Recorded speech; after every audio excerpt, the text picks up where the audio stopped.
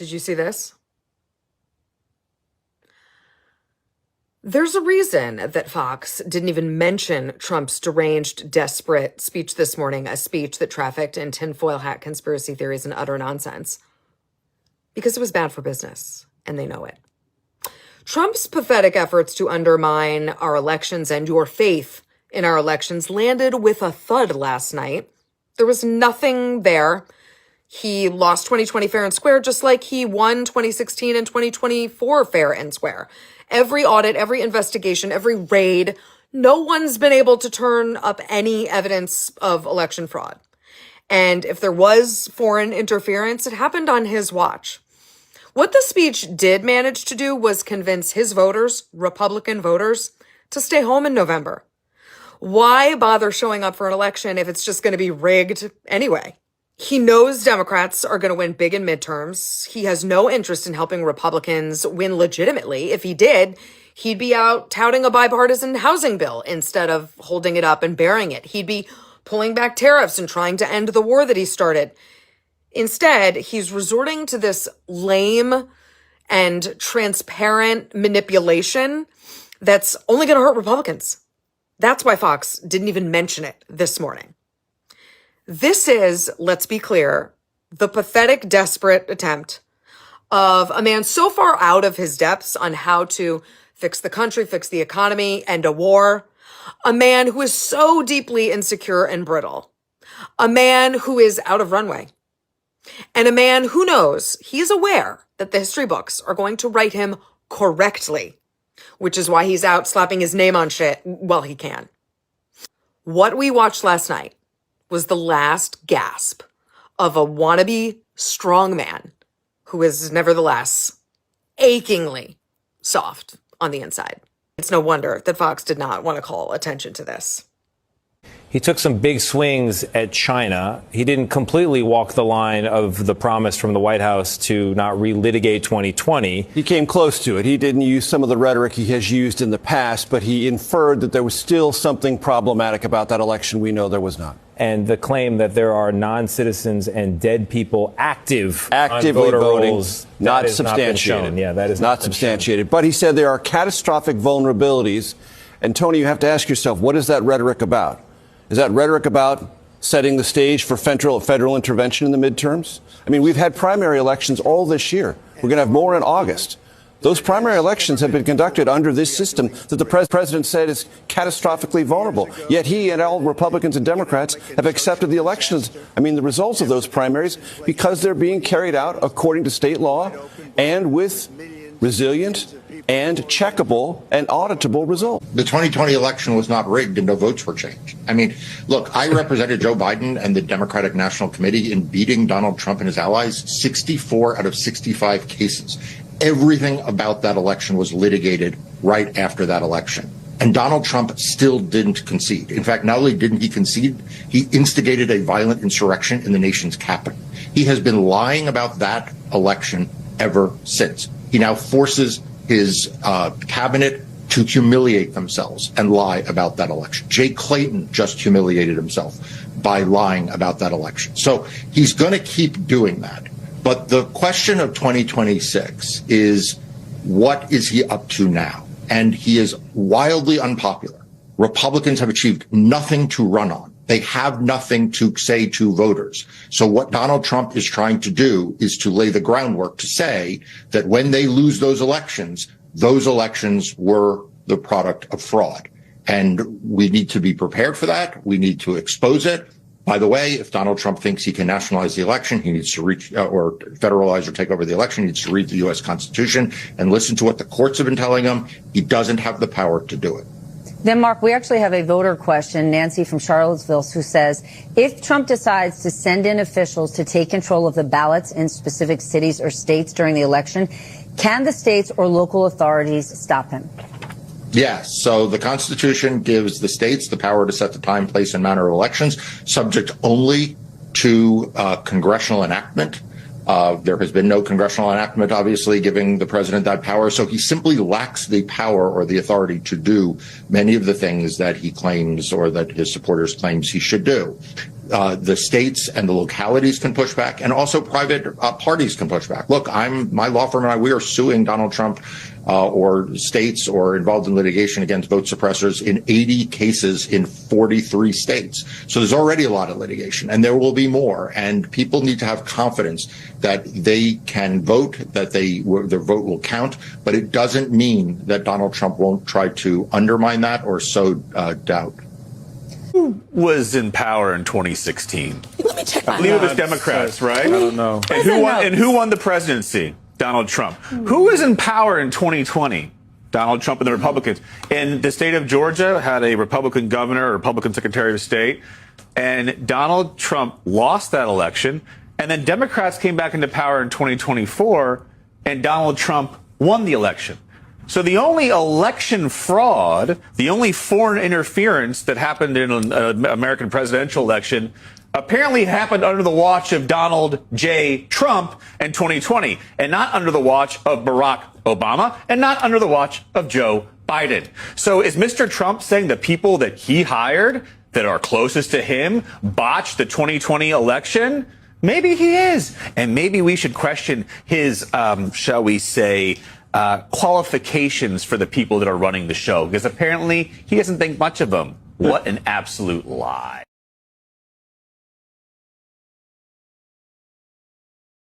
What is the president asking you to do? He was asking us to recalibrate or recalculate, I believe it was, somehow get a different answer. But I'm an engineer, and anyone that's good with numbers knows you can calculate on. So, look, all I want to do is this. I just want to find 11,780 votes. What was the president asking you to do? He was asking us to recalibrate or recalculate, I believe it was, somehow get a different answer. But I'm an engineer, and anyone that's good with numbers knows you can calculate all you want, but the numbers are the numbers. So what are we going to do here, folks? I only need 11,000 votes. Fellas, I need 11,000 votes. Give me a break. But the words used by the president and the president's chief of staff, give me a break, cooperate, compromise. Were they asking you to join them in a conspiracy? I guess maybe they were just trying to intimidate me and cajole me into something. It wasn't going to happen.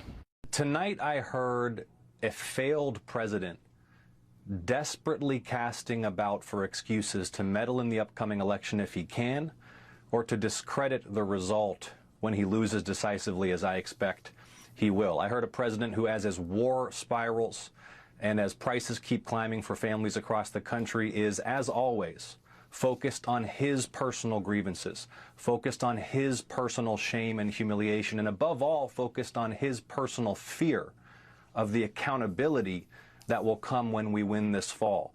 But this is important, folks, and I want you to hear me out when I say this, because I also heard a president clearly signaling his intent to attack these elections and to undermine voting rights. And you know it's going to be right here in Georgia, the critical battleground state. Look, we have an opportunity this fall to deal a rebuke so decisive that no president will attempt abuses and corruption like this for centuries.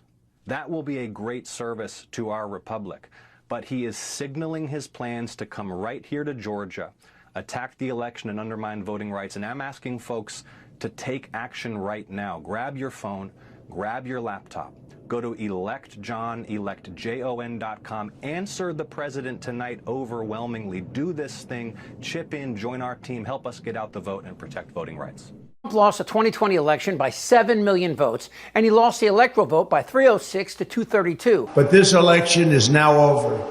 Congress has certified the results. I don't want to say the election's over. These numbers have been investigated by the Republican Congress and 60 court cases, all of which found that Man-Titties lost, and he lost big. But I am not unpopular. Everyone knew it, from Lindsey Graham Trump is a fucking idiot to Mitch McConnell. It was a violent insurrection. But then something happened. It's the enemy from within. It became apparent the Republican Party was broken, literally destroyed. This isn't their Republican Party anymore. You would say to the president, I love you, sir. And the spineless Republican monkeys realized that unless they embraced the malignant narcissistic sociopath, they'd either be unemployed or in some cases go to prison. But your dishonor will remain. So now Trump is telling the nation again that he won in 2020, and he wants to take control of future elections, specifically the upcoming midterms, and he'll say it's for election integrity, which is like saying that Laura Loomer promotes mental health. People are actually going to do. But the real insight into the GOP's cuckold nature was on display as Trump's nominees for the Director of National Intelligence and the Attorney General showed how fucking weak these little bitches be. Who won the 2020 election?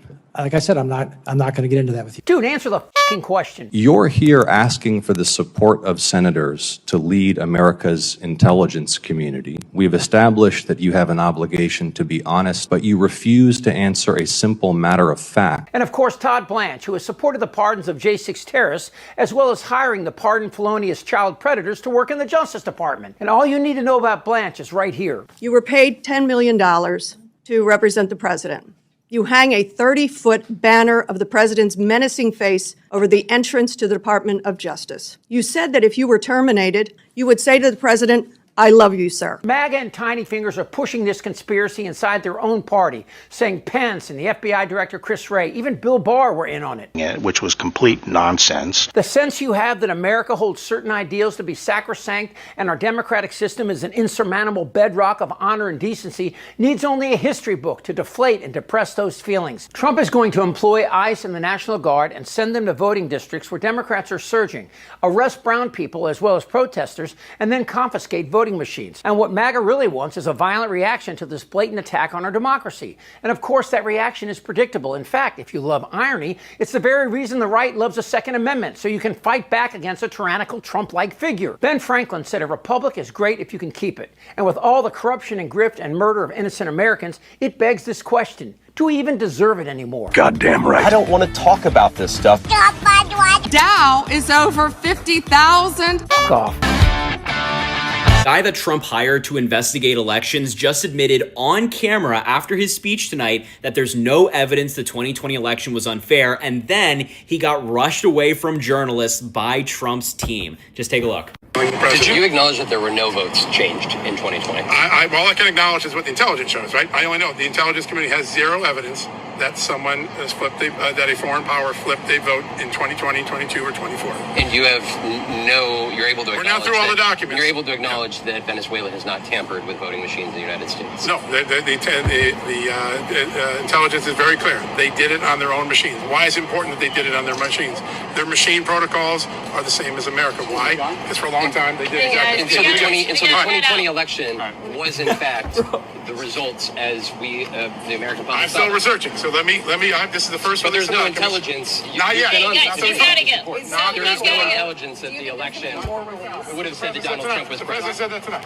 Thanks, And when you look at that, they all rushed him away as soon as the truth slipped out. He admitted 3 things in that video: that no votes were changed in 2020, no machines have been tampered with, and they have no intelligence right now to suggest that the 2020 election was unfair.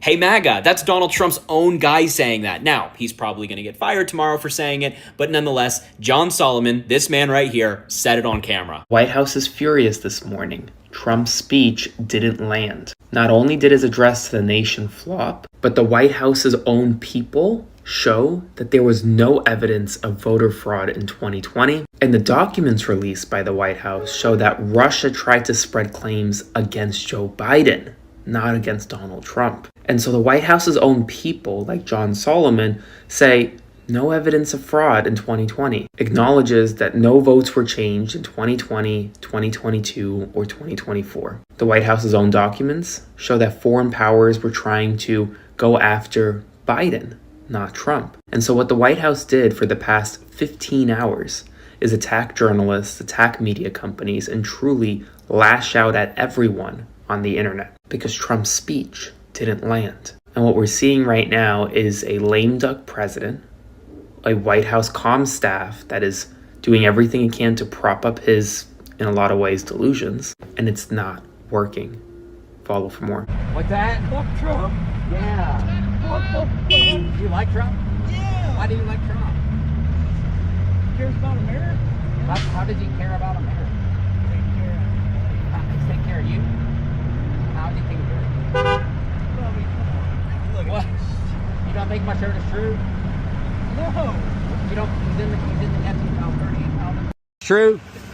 No. Well, you don't. He's in the Epstein files 38,000 times.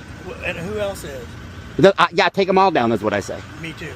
Yeah. But dude, that's fucking retarded. Why is it? Why is it retarded? Were you a military man? Yeah, I'm a Marine. Me too, brother. Semper Fi. No, you don't get a Semper Fi for me. Really? Not being a Trump supporter. You're a piece of shit. Fuck. Fuck you, pussy. Look, he's got an eye sticker.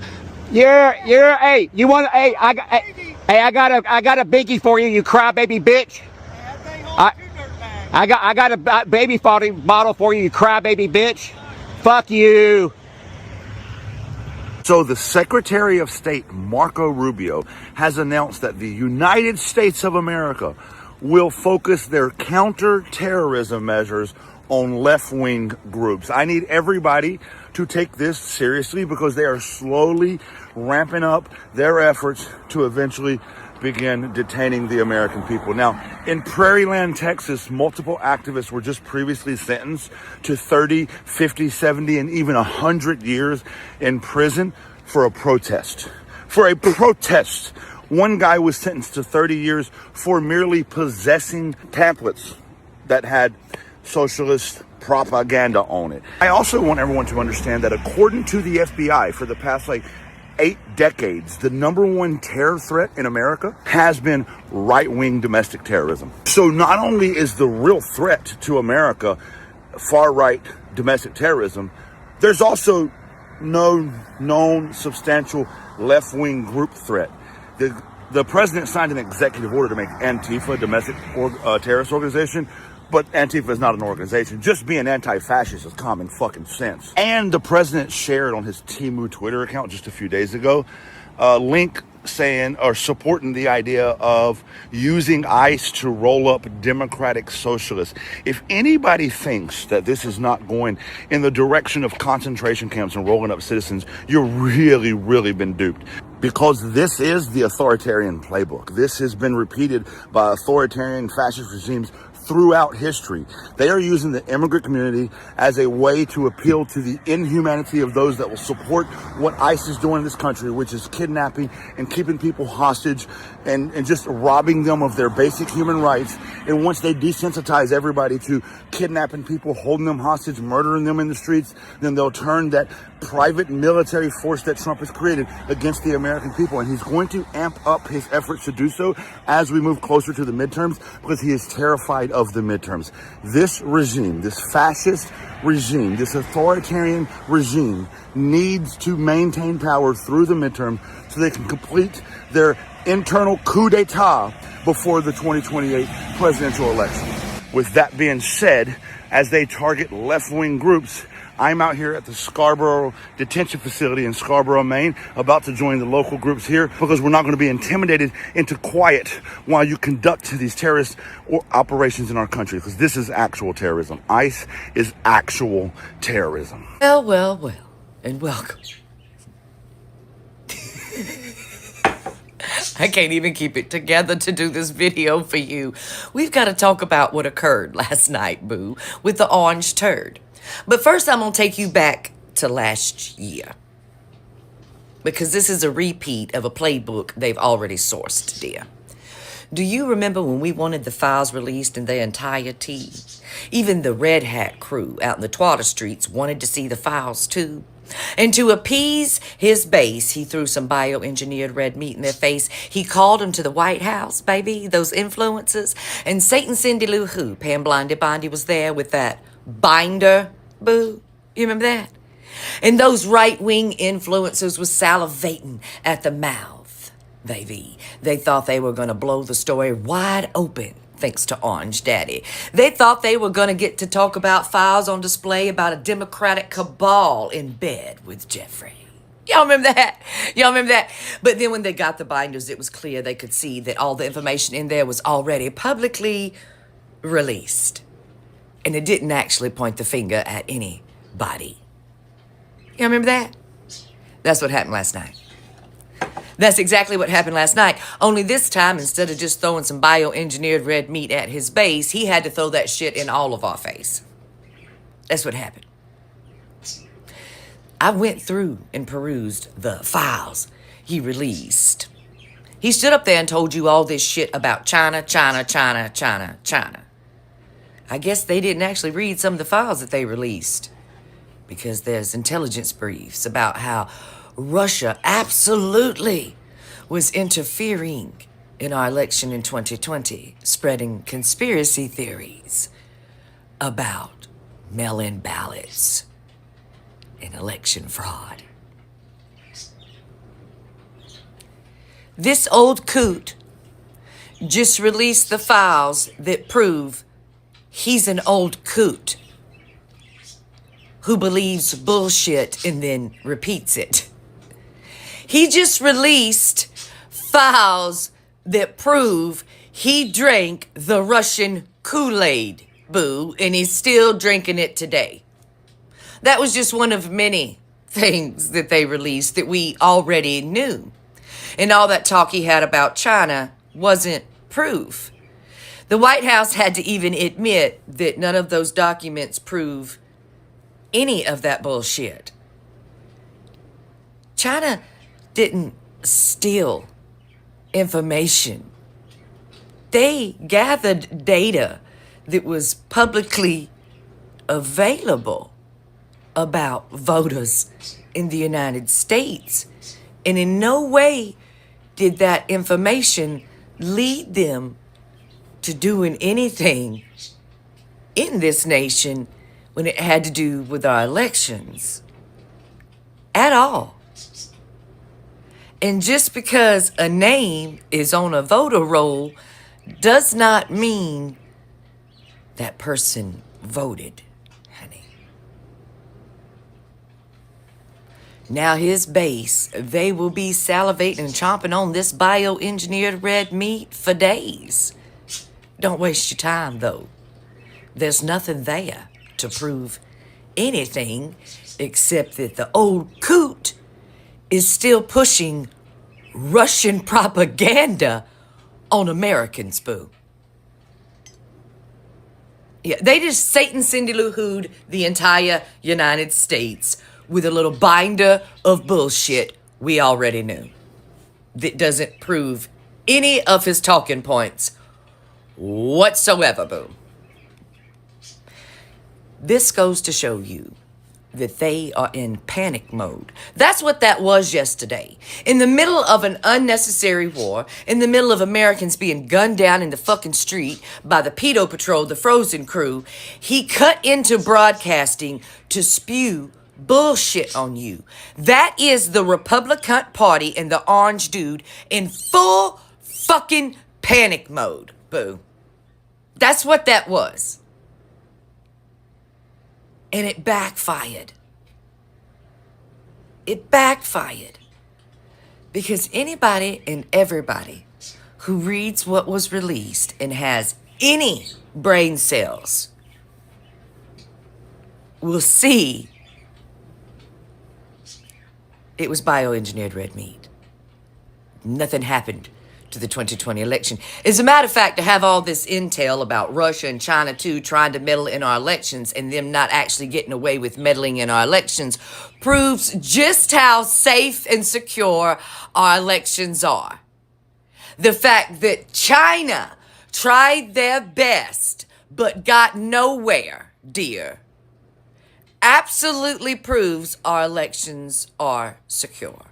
The fact that Russia threw millions and millions and millions of dollars into propaganda campaigns, even paid influencers here, even had fucking Donald Trump repeating their propaganda too, but still our election was fair, dear.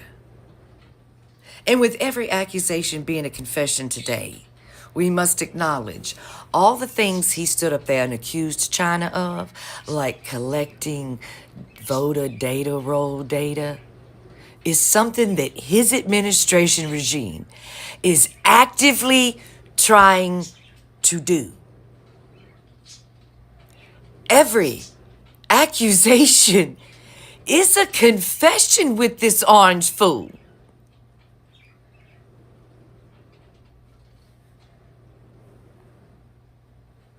Not to mention, if he knows that China's this boogie man, why has he been bending over backwards for China lately? The chips deal, all the other technology deals, all of his products made there. He's tried to impress China in so many ways. Everybody in his cabinet is invested in companies from China. If they're the boogeyman, baby, why, oh why is he so tight with China? Honey, he's always got nice things to say about President Xi, don't he? I thought President Xi was the boogeyman. Don't quite make sense, does it? Yeah. They just Satan Cindy Lou Hood and white binded all of you. Everybody. Well, you know. Not us, baby. Not my people who have good sense that are here today. I mean, honey. We don't eat bioengineered red meat. Do we? No, we don't eat none of that screwworm beef either. Anyway. And we don't have the Trump diarrhea syndrome over here. Anyway, yeah, bioengineered red meat. Now I'm gonna have my coffee, have a square or two, and I'm gonna dig up some more tea for all of you.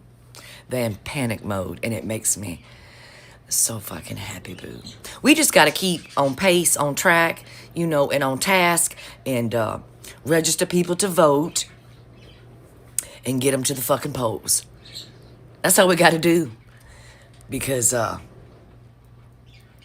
it's over for the fucking Red Hat crew. It is over for the Republicans, boo. It's over. They have literally run out of bullshit. That's it. It's time for the Trucker John live stream. Gonna be a good time.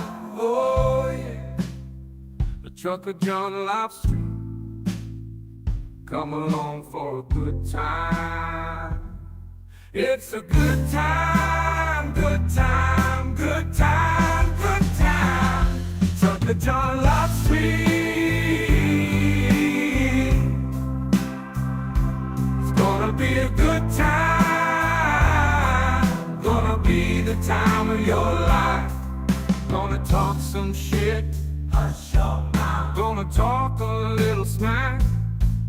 Gonna talk whatever comes of it. You're gonna always wanna come back. Oh yeah, it's the Trucker John live stream. He's the biggest, baddest, funniest mother you've ever seen. Watch your mouth, he's headed south. Not even sure what that means. But if it's one thing I know, the Trucker John live stream is the best thing you've ever seen.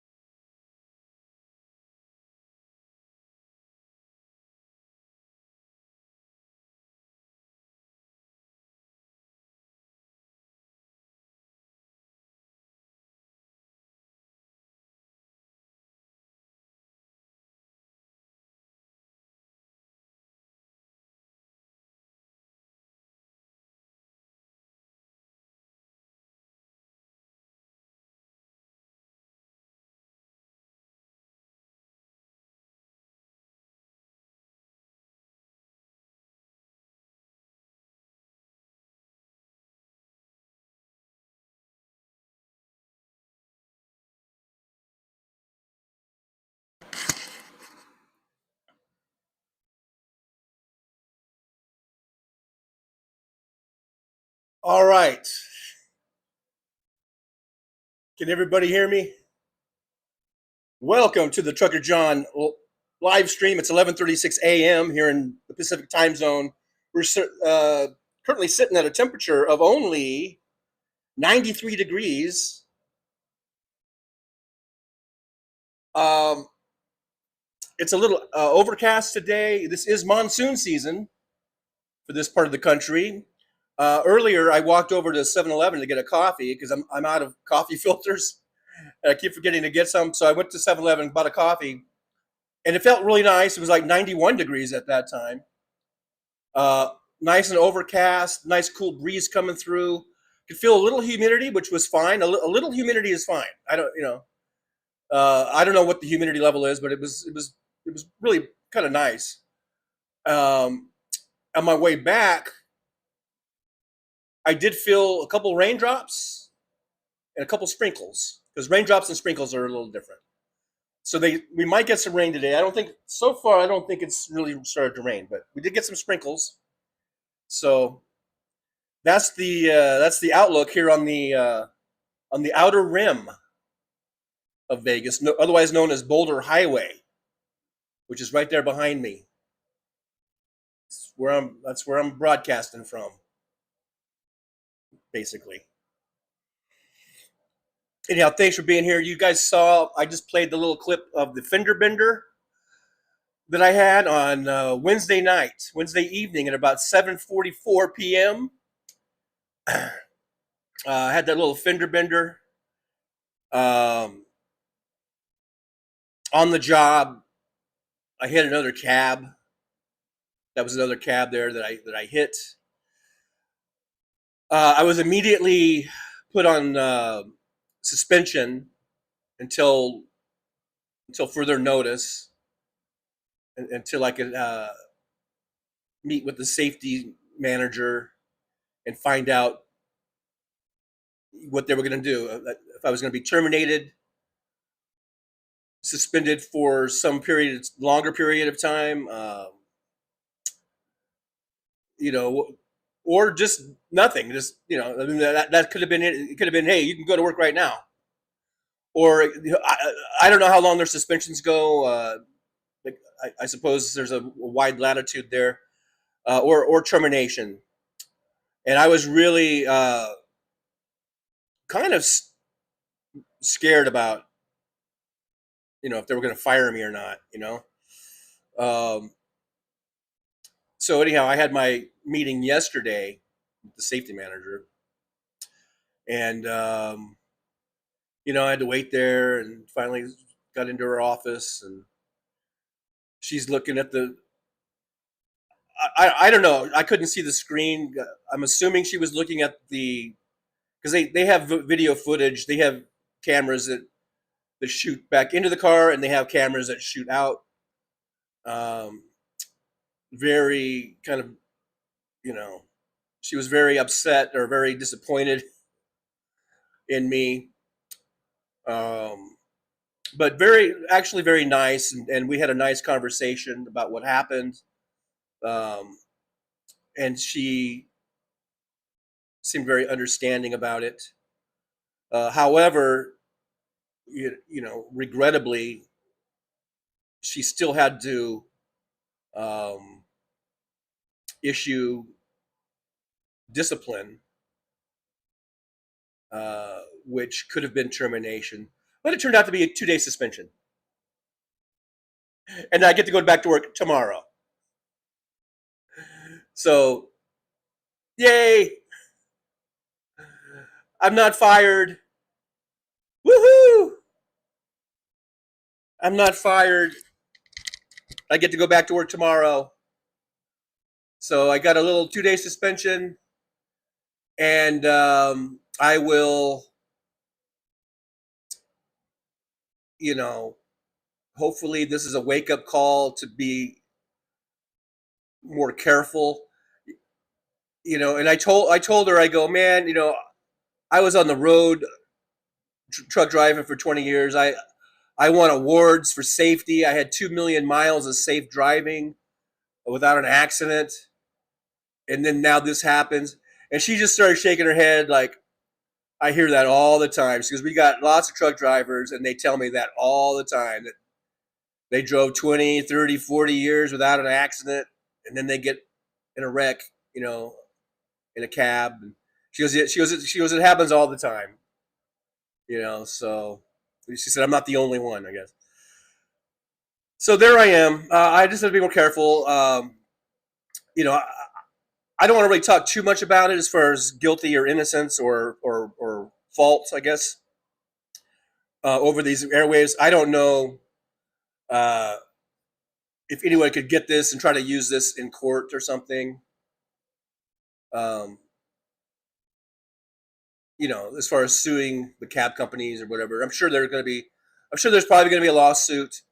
Well, I shouldn't say I'm sure, but there probably will be some sort of lawsuit against the cab companies.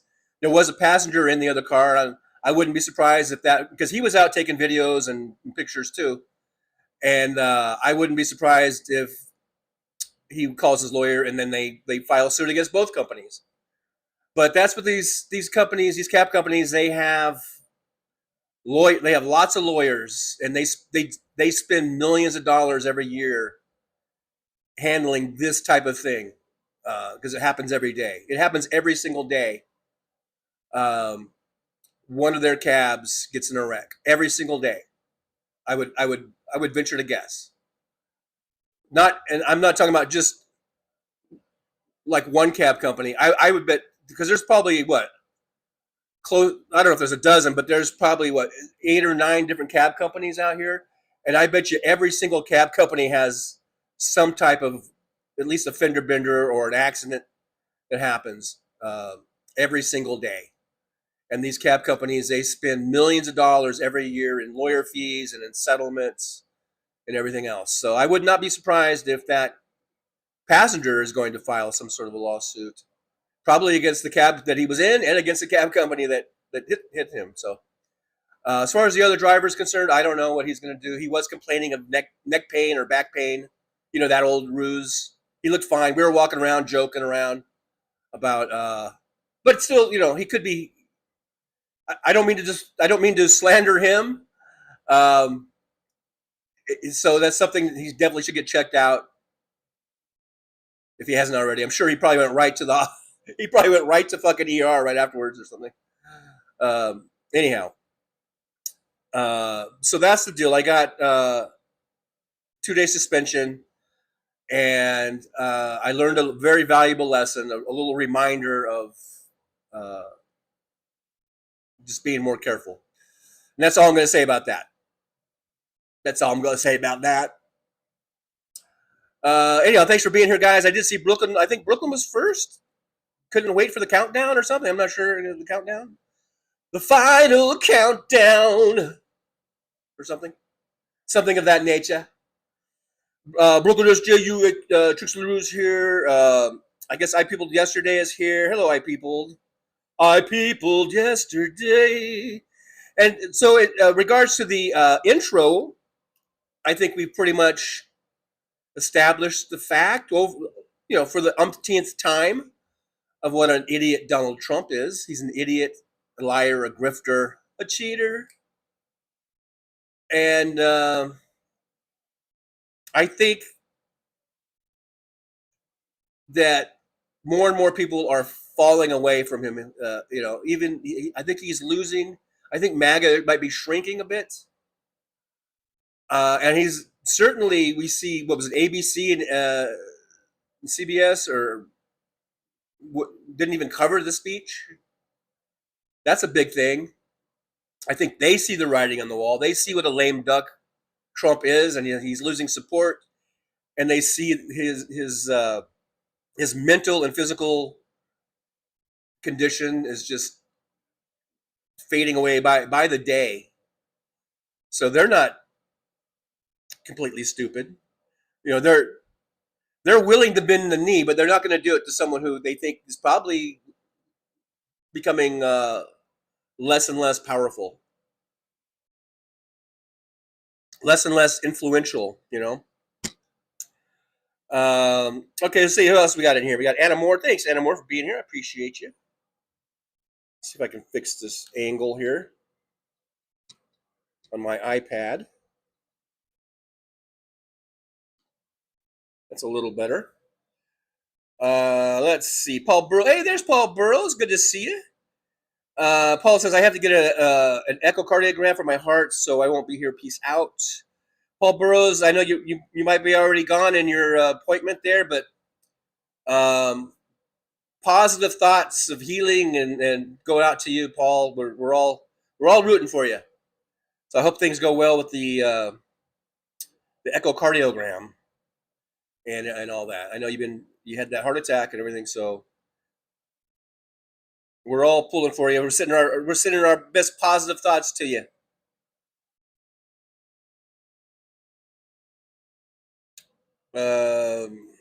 Let me scroll down. Nick Rich is here. Hey, Nick Rich, good to see you. Thanks for being here. Like number 7.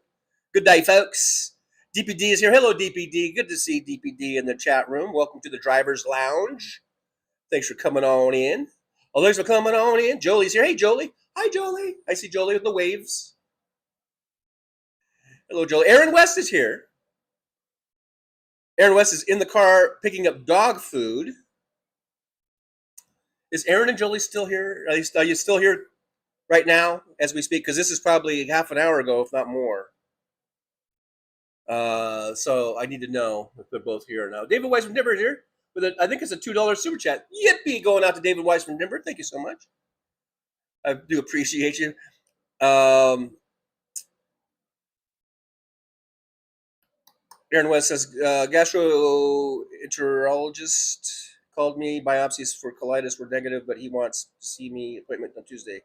Well, we hope that all goes well for you, Aaron. We're also going to send, the thing about sending positive thoughts to people is it's almost like infinite. So we've got enough to go around. We can enough to Paul Burrows, positive thoughts out to Aaron West.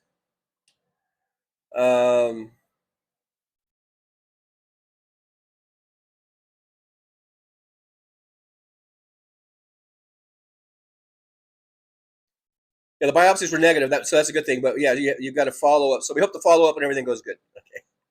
Positive thoughts on the follow up. Anna Moore says, I was surprised CNN and ABC didn't take the bait airing that disaster last night. I'm sure they are losing viewers. Well, in the long run, they're looking at the big picture because, like I said, I think they see that Trump is losing. I think he's losing. Well, we've seen his popularity polls in the absolute shitter. So maybe that is playing into that.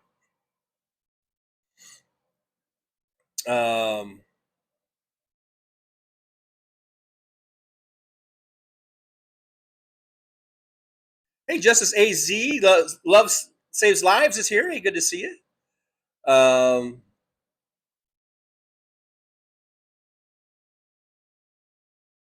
Thanks for being here. I appreciate you.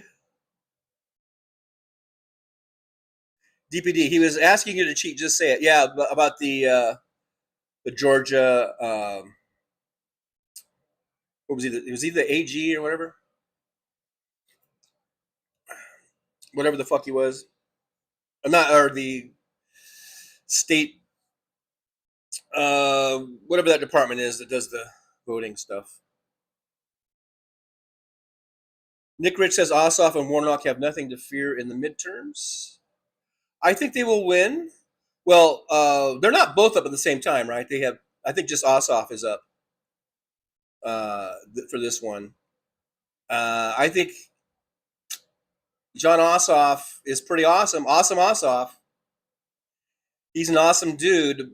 I hope he wins, and we might we see a presidential run in 2028 from John Ossoff. William's here. Hey, William, good to see you. Oh, thanks for coming on into the driver's lounge. I really love it when you're in the driver's lounge.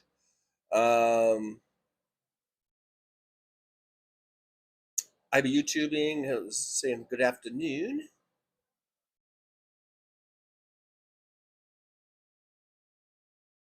Alton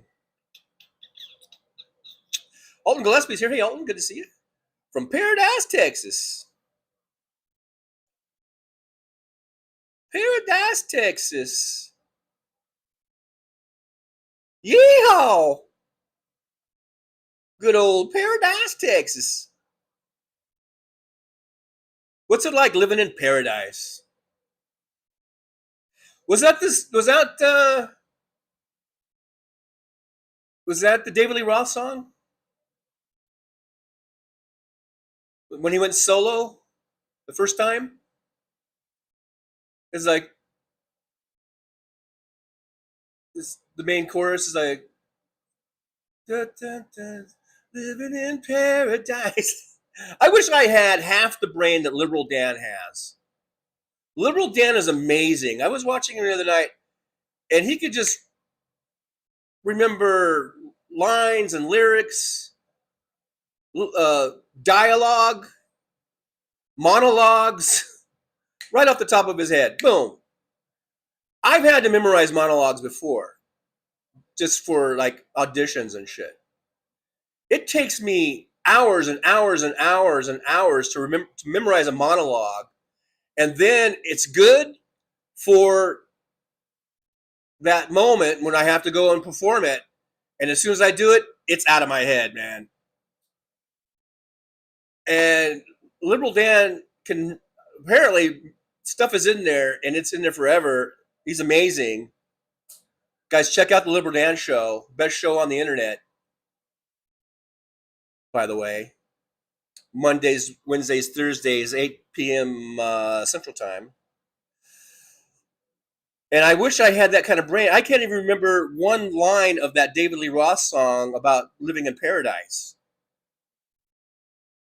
And I'm sure I owned that cassette. I don't think I had the CD. I didn't have the vinyl. Pretty sure I had the cassette. And I'm pretty sure I probably played it about 5,000 times. And I can't even remember the fucking more than half of a line. Sad. Sad. Justice AZ says age is the eighth number of the alphabet, and those maggots are crazy with the numerology. Yeah, I hear you. I have a very close relative that would always get into this numerology, who is a right winger and who is a Marana, and is all into the numbers, this, numbers that, and then especially tying it with the Bible. Oh my God. It's like, shoot me now. I don't want to hear any more about your stupid numbers and the Bible and all this cryptic bullshit. You know? 20 past the hour, so I am 34 minutes behind. I'm only 34 minutes behind. See, I can't remember lyrics. I just make shit up. I don't know. As I go. Visantha is here. Hey, Visantha, good to see you. Thanks for popping on in. Thanks for popping on in. Field drivers. I'm going to try to hurry up a little bit. I don't like being 34 minutes behind, so I might be doing some scrolling, some needle dropping, some skipping. I might be skipping over some of your guys' stuff, so don't get too offended. Visantha says iceberg lettuce is the culprit. Don't eat it. Oof. You know what? I almost never buy lettuce. And I bought some lettuce on my last shopping, which was like a week ago or whatever. Because I thought, and I didn't think about the explosive diarrhea and all that shit. Because I like to make hamburgers, and I buy this really nice wagyu fucking beef patties, hamburger patties. They're nice.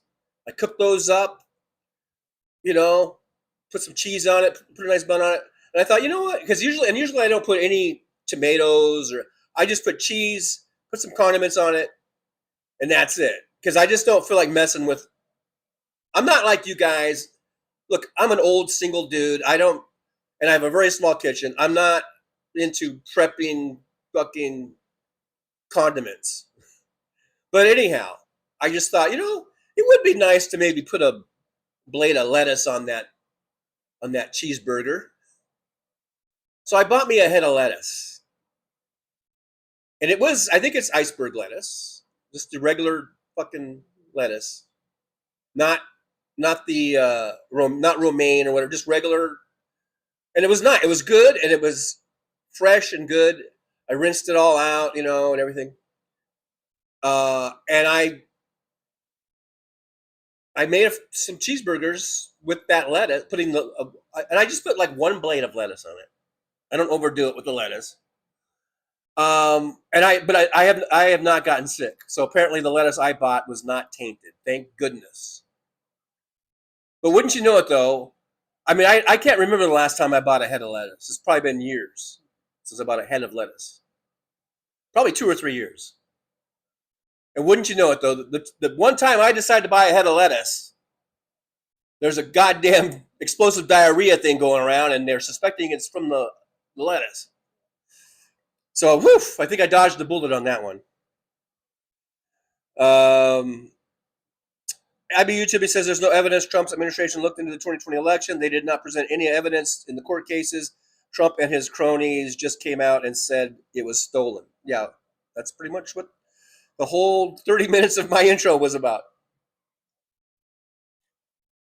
But thank you for reiterating that, because you can't really say it enough. They went to court 64 times, I believe, or 65 times, but they meaning like mainly wasn't that when Rudy Giuliani was going into these courts and basically immediately getting thrown out because they had no evidence. Then they won one case, and it wasn't even for, I don't remember what it was, but it was some minor thing, and it wasn't even really about the like rigging elections. It was some minor little thing that they stumbled onto, or that they happened to win. It was like some stupid no big deal thing. But all the other ones, but they're claiming all this voter tampering and voter rigging and illegal voting and all this shit. And like 63 times they got thrown out of every single courtroom because they said, "Where's your fucking evidence?" Well, they didn't say fucking, but they were thinking it. The judges are thinking it. They're like, "Don't waste the court's time. Show the evidence or leave." And they left. They left because they had no fucking evidence. You're right, I'd be YouTubing. Absolutely correct. No fucking evidence. All they do is try and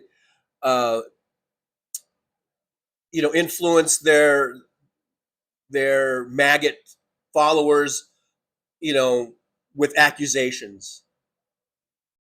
They have nothing to back it up. They've got nothing to back it up.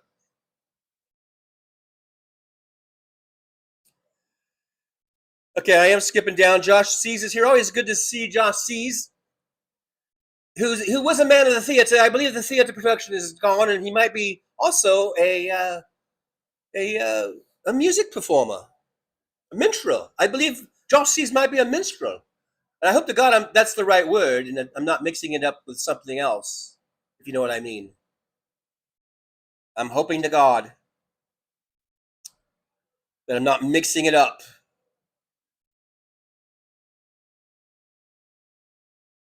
DPD says, Vasantha, people should also avoid fresh berries such as strawberries, cilantro, mint, and basil. Avoid blackberries and raspberries.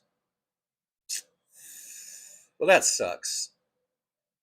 That sucks. We got to avoid all this shit. And thank you, and basically thank you, Donald Trump. Thank you, Doge, probably. Thank you for cutting back all these departments, Department of Health, and all of the ag departments that monitor this shit. Thanks for cutting back and all that, because now we've got screwworm and we've got explosive diarrhea, all this, and this is Trump, the Trump MO, man. That's why we had over 1 million people die of COVID the first time around.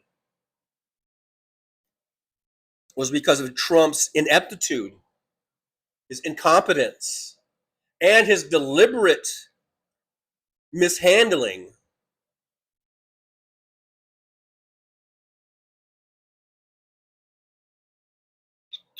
Victor Harshman is here. Hello, Victor. Good to see you. I am scrolling down. since I'm so far behind in the chat rooms. Victor Harsham says today in Iran, we are blowing up civilian infrastructure. The same thing Putin has done in Ukraine and Bibi in Gaza and Lebanon. America is officially a banana republic in 19 months. Fuck this administration. We are officially the bad guys. We are officially part of this axis of evil now. And I hate to say it, but we are the bad guys.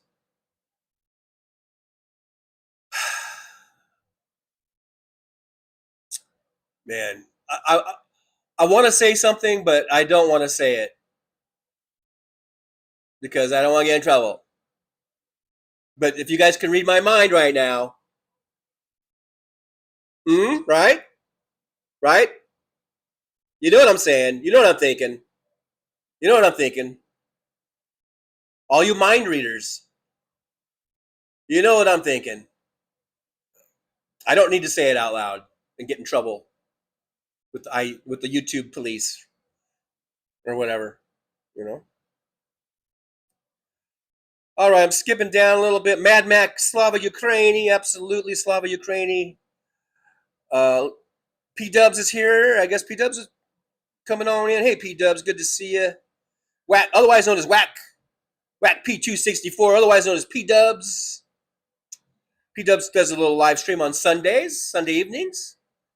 Whips out that guitar, plays a little guitar for us, amongst other things.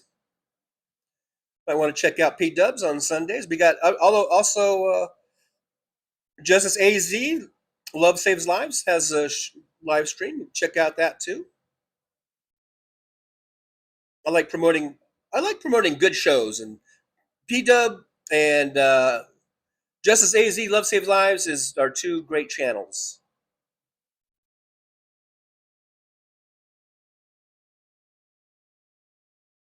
James Jaramillo is here. Good to see you. Thanks for coming on in. Wax says I can hear you. Okay, good. Yeah, I'm so far so good.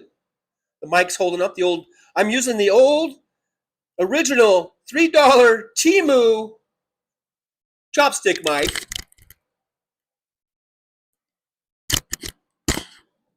That one's the one.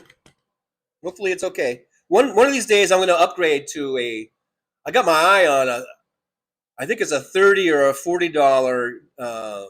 It might be DJI. I'm not sure, but I got my eye on that one.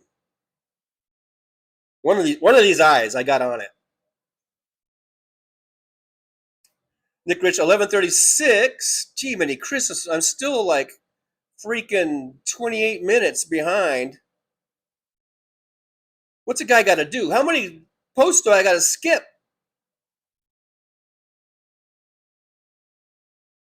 Josh, these couple new bumper covers, no big. Nah, it was more than that. It was a little more than that.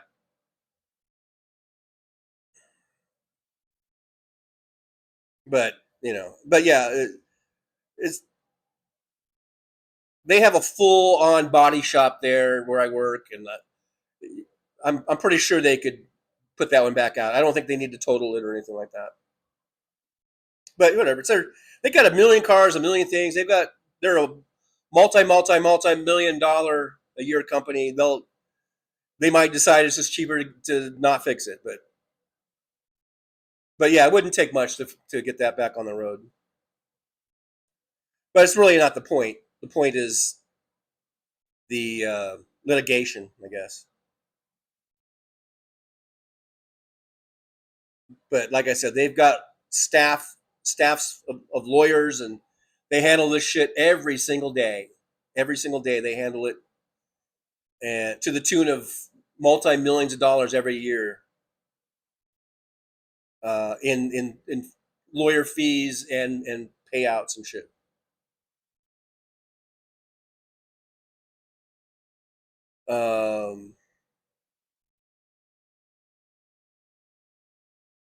Yeah, Josh, like I said, it happens every day.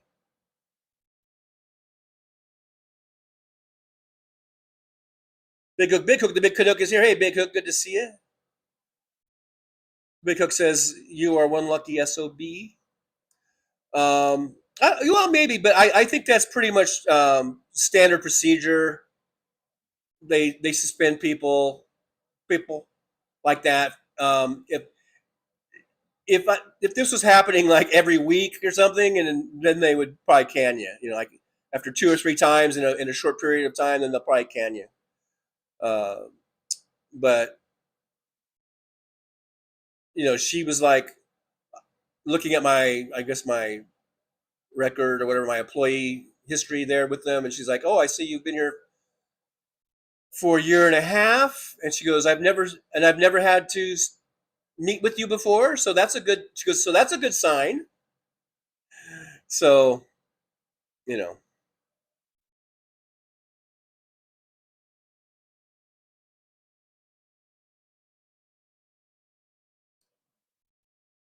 Jolie says, "You don't think we don't know you were dragging that out on purpose?" Oh, you caught that, huh?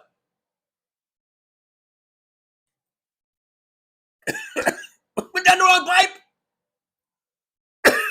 Coffee went down the wrong pipe. I hate that when that happens. Don't you hate that?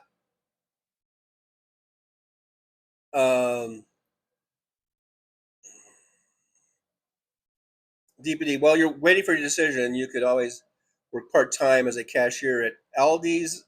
No, I couldn't. You can sit on your behind and you can make $18 an hour. Congrats on maintaining it. I have no interest in working at Aldi's. Thank you very much. This is the perfect job for me. I'm 65 and a half years old. I do not want to have a regular, like, clock in, clock out job someplace. I'm done with that. I'm done with that.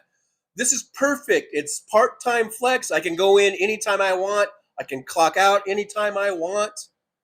I can take weeks off at a time if I want, which I just have done recently, where I took a few weeks off. You know, it's perfect. This is it's driving, and in spite of the fact, or despite of the fact, or whatever, of what just happened, I think I'm a pretty good driver. I still think I have not lost confidence in my driving ability. I think I'm still a pretty good driver. I'm not afraid to drive. Some people are afraid to drive, and yet they do it. You can see, I see cab drivers all the time who look fucking petrified.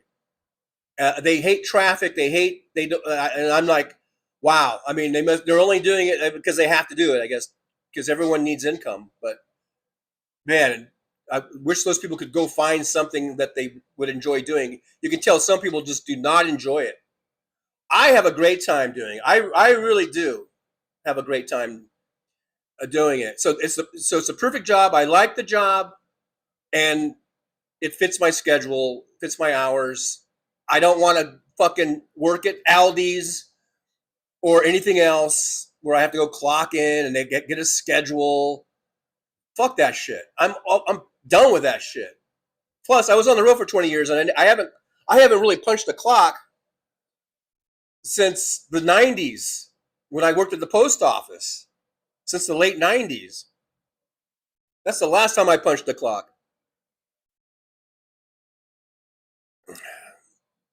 So, you know, those days are done. Those days are gone. Now, while I was on this suspension, I did get a job offer from a trucking company, but I have no interest to go back into trucking either. The way trucking companies are going out of business, the way Trump is handling the economy and fucking everything up, no matter what kind of rosy picture these trucking companies try to paint, because they're still hiring, because there's always such a massive turnover rate in trucking. Because people go into it and they're like, this is fucked. I'm not making any money. Fuck this shit. And so drivers are leaving, you know, at a greater rate than they can hire. But they did send me a job offer and with this nice signing bonus and all that shit. But I have no fucking interest in going back into trucking. I would only do that if I had lost this job. Let's say if I had gotten fired, then it was nice to know I had this offer waiting for me, and I probably would have pursued that. Maybe. I don't know. I'm not 100%. I'm not even 100% sure on that. Because I really don't need it. I mean, I do have my Social Security. I'm on Social Security. So if I went back into trucking, and if my income was higher, see, right now with the part-time gig, I can keep my income where I don't lose my Social Security.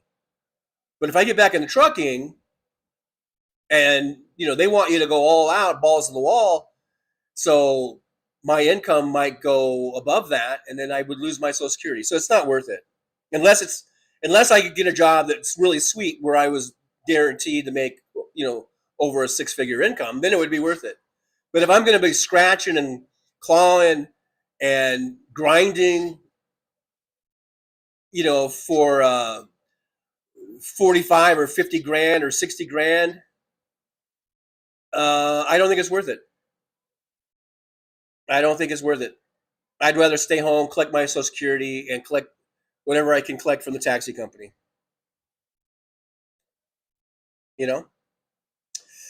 Victor Harshman says, I had my CDL for 35 years, thank God. No accidents, but had many close calls. I had over 2 million miles safe driving with no accidents. I have the award somewhere. I should get my award out. I wonder if it's in my gallery. Do I have it in my gallery? I might. It's really hard to find stuff in this gallery because everything is just, there's no rhyme or reason to it.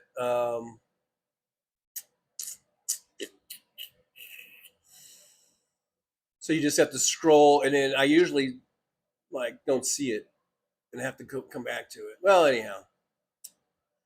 Yeah, 2 million miles, safe driving, all that shit,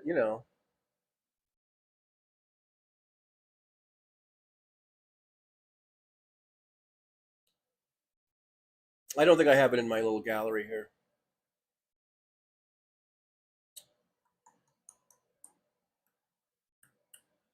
La la la la la la.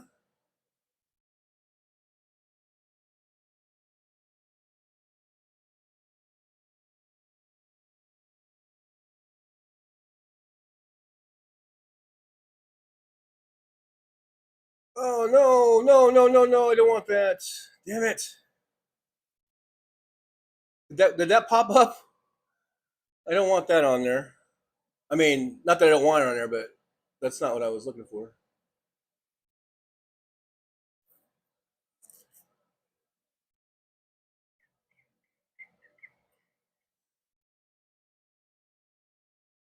Vote blue. I got vote blue. No matter who.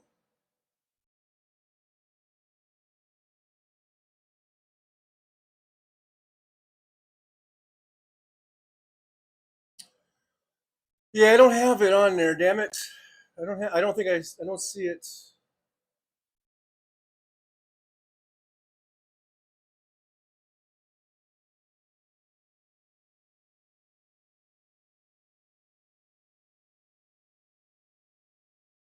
Here's me a while back.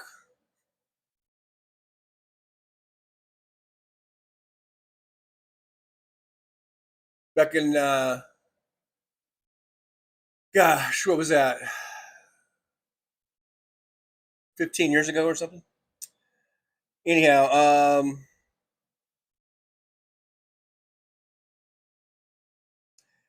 Anna Moore says, I said to myself, TJ seems to be too happy to be fired. I'm glad it worked out. Yeah, I should have had more of a sad face. Stephen Sayers is here. Hey, Steve, good to see you. Steve says, I got to say, this friendliest chat I've been in. Thanks to all you guys and gals. We got a great chat. Got a great chat room. Great driver's lounge.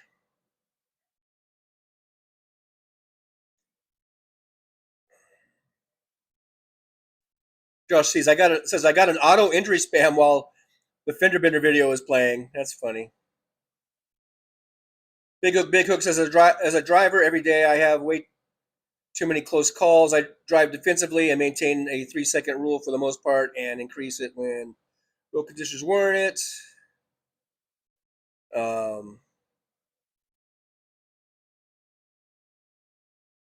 Anamore says, someone hit me in the rear when I was at a red light and I got whiplash and I hurt my wrist. She stepped on the gas pedal instead of the brakes.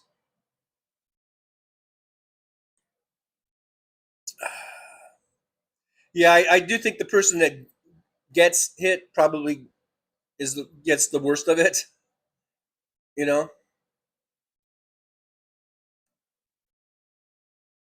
I'm just now getting to David Weiss super sticker. That's how far behind I am. David Weiss, $2 super. So you get another yippee. Yippee! Since I just now came across it. Victor Harshman says, we live in a semi-redneck logging town in Oregon. The last 2 Trump flags have come down and 0 Trump flags in the 4th of July parade. MAGA movement is dying out. Yeah. I believe it is. Or it's at least shrinking.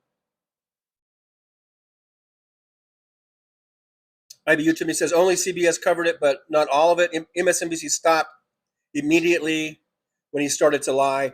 Yeah, they don't want to get sued either. I think they're probably, if they carry that shit and there's just a bunch of blatant lies, they could probably be subject to some lawsuit or something, you know?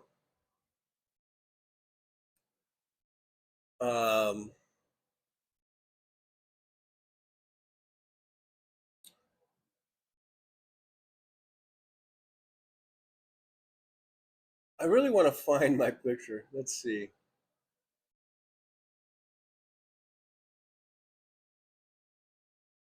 I wonder if I could find it.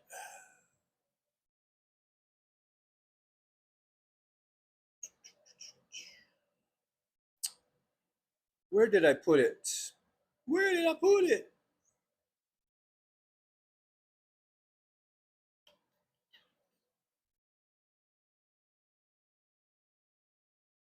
Now, I was in a truck wreck, but it wasn't my fault. It wasn't my fault. I was completely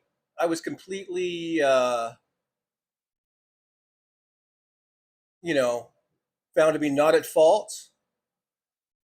And so here's what happened to my truck.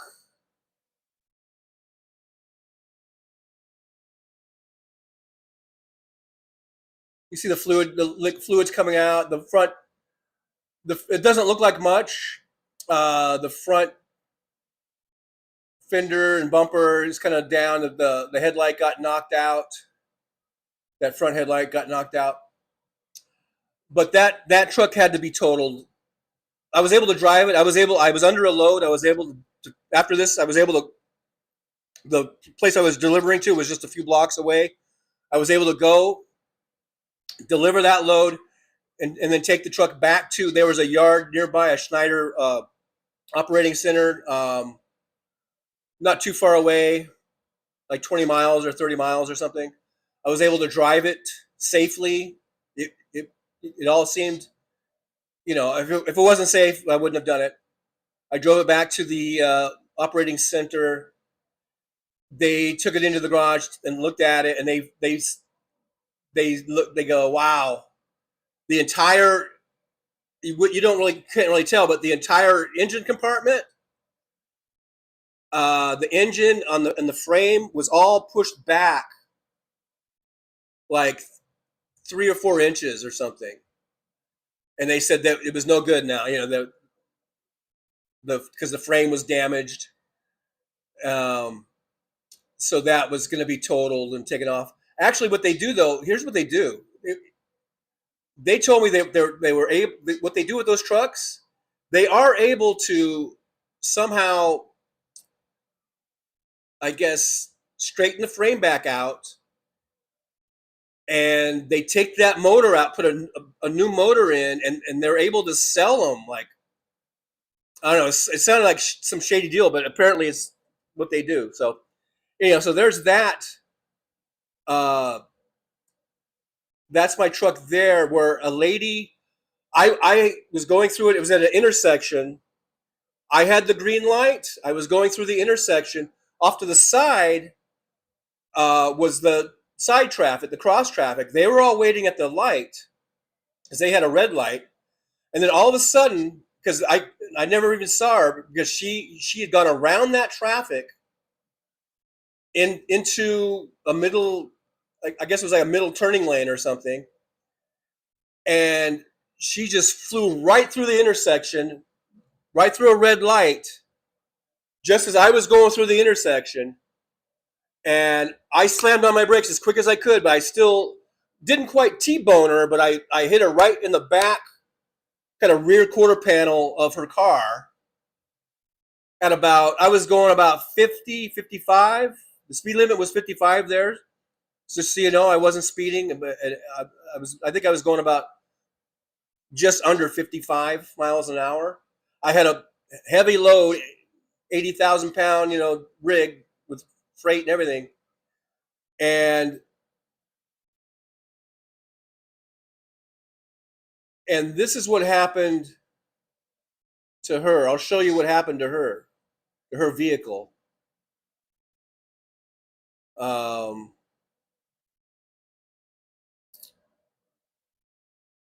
Now I have to go back again. I think I skipped it. I always. Oh no! Oh wait, no. That's the wrong. I'm looking at the wrong file here. I just want to show you what happened to her car. They were driving. It was two women. One driver, one passenger, of course, and in this little SUV.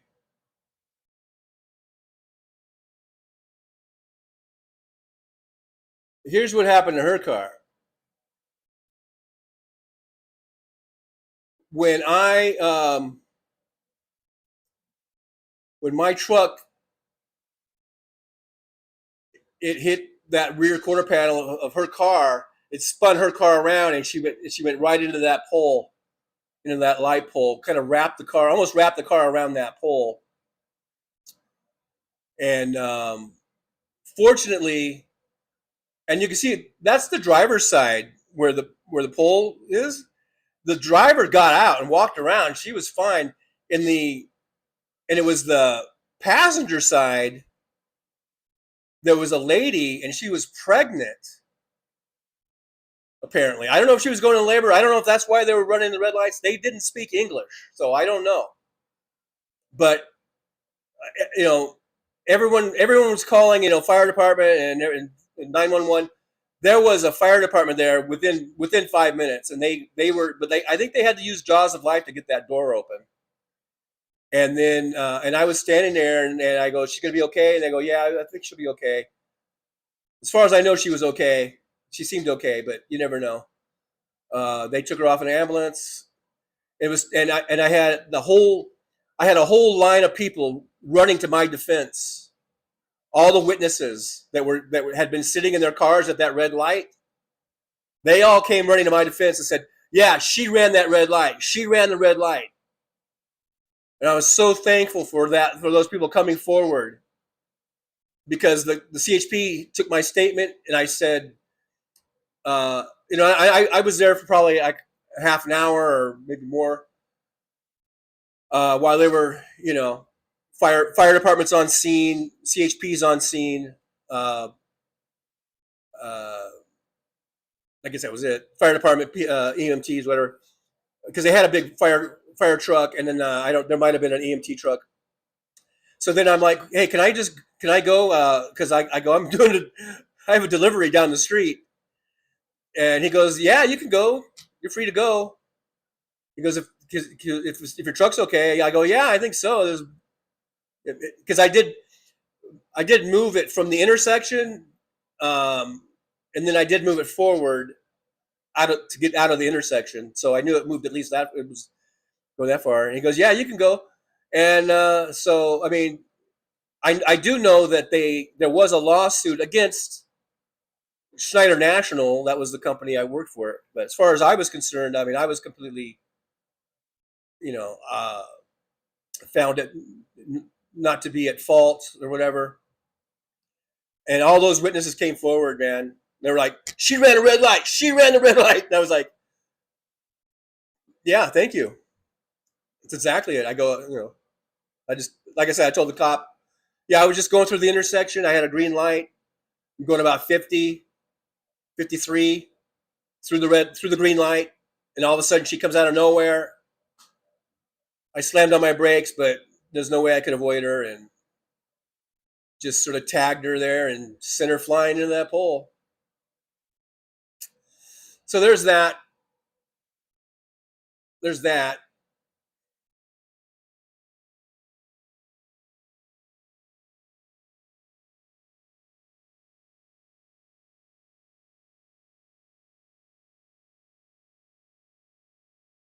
And then, so that doesn't count against me for my 2 million miles safe driving, because I was totally, not at fault.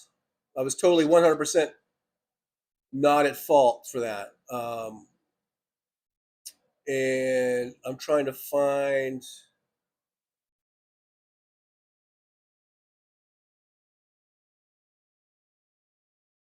If I have my little award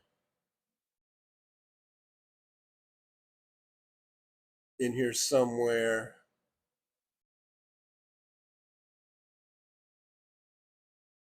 Would have been probably smart to put that up ahead of time, huh?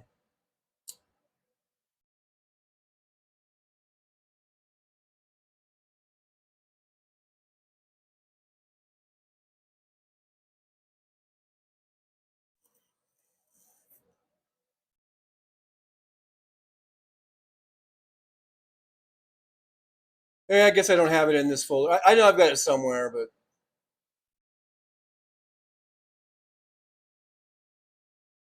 oh, here it is. I don't know if you can see it.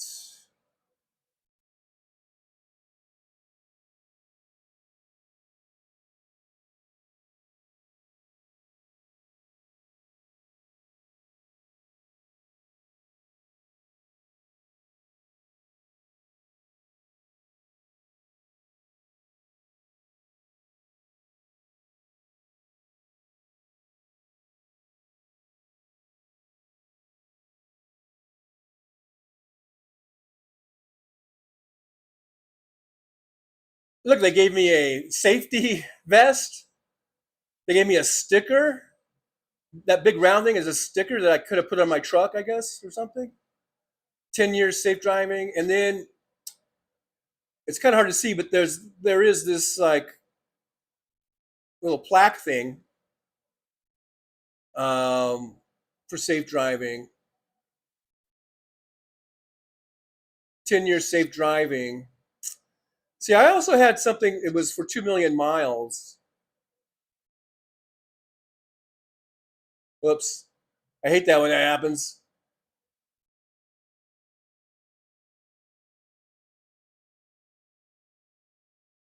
$2 million safe miles. Let me see something.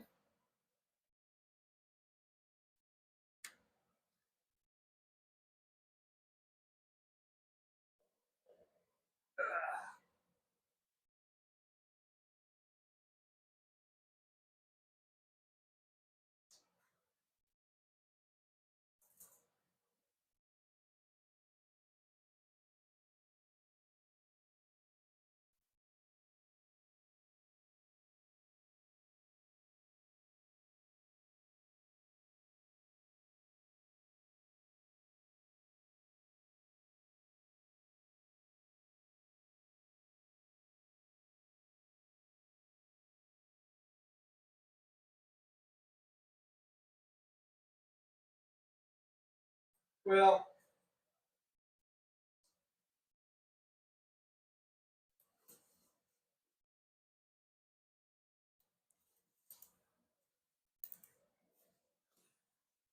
I'm not finding. I know I have something here. It's about my 2 million miles. I have this jacket. They gave me this jacket, but it doesn't say 2 million safe miles. They gave me this service performance jacket for service. Here's a big patch. Here's these numbers. I didn't get the other numbers. It just comes with ones, but you know, they give you stuff like that when you're a good driver. They give you cool jackets, which I'm going to take off because I really don't need to wear. Although it's nice and cool in here, and I could probably wear it.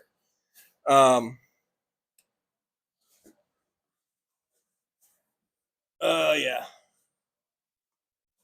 It got my name on it. I should have told them it's Trucker John.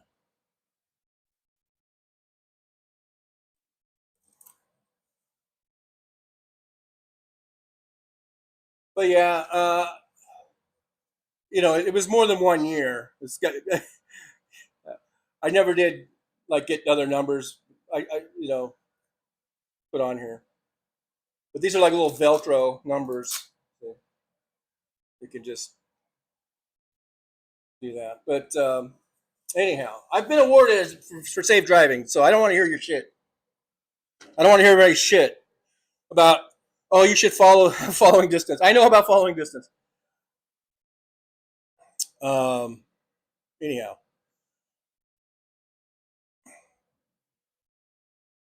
I do have a 2 million mile safety award somewhere. All right, where was I?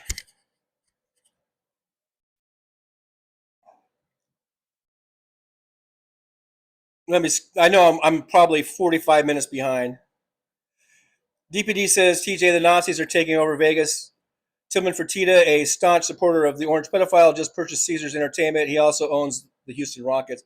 Well, it's in the process. I don't know if it's got approved or if it's been finalized yet. But it's just one Nazi after the other. I mean, all the other ones are corporately owned by a bunch of probably fascist Nazis. Anyhow, I mean, you know, I'm not sure what the difference is, other than the fact that he's going to take it private. He wants to take it private. In other words, so that it's not a company that's on the stock market.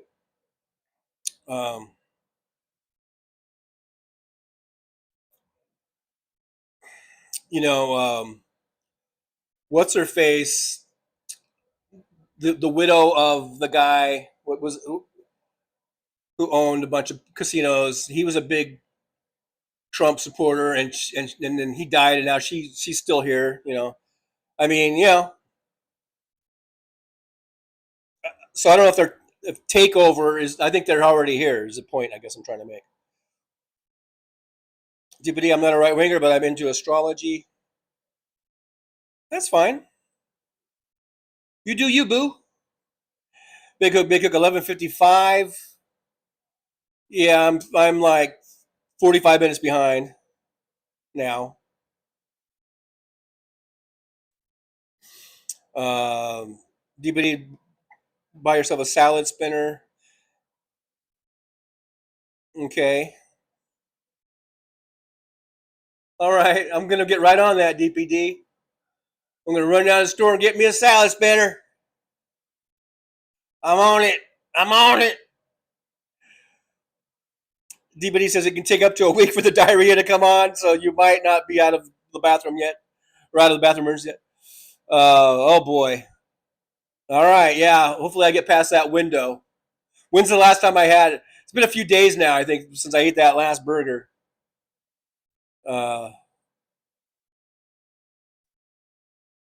Mad Mac, lettuce leaf, no, lettuce romaine, grade school humor. Oh, that's funny. That's grade school humor might be the best. I don't know.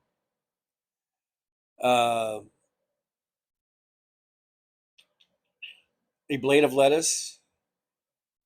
Isn't that what it's called? When you take one like leaf off, isn't that called a blade of lettuce? DPD, back me up on this.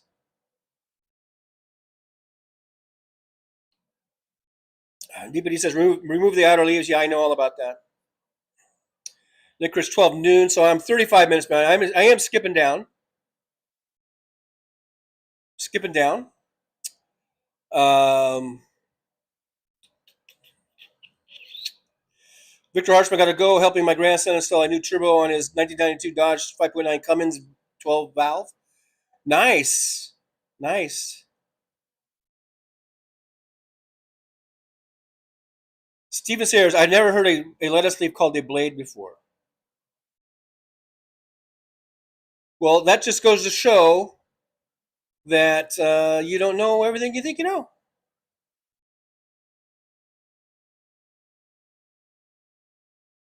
It's called a blade of lettuce. DPD, please back me up on this.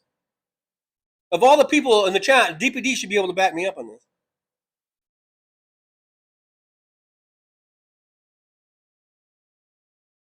Let's see.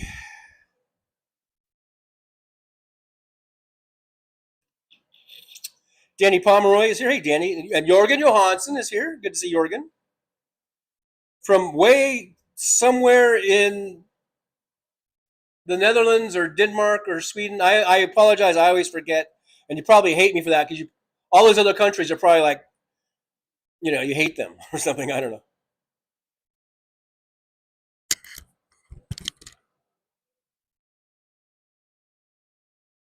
I'm skipping on down. Anna Moore with a $2 super chat. Thank you so much. Yippee, going out to Anna Moore. Anna Moore says, glad it worked for you, DJ. Yippee. Now, for some reason, it's not showing up on the goal. I'm going to say we're at 2. I'm going to say we got 2. I think I'll say we're 2 out of 5. Because I know Anna had one and Danny Weiss from Denver.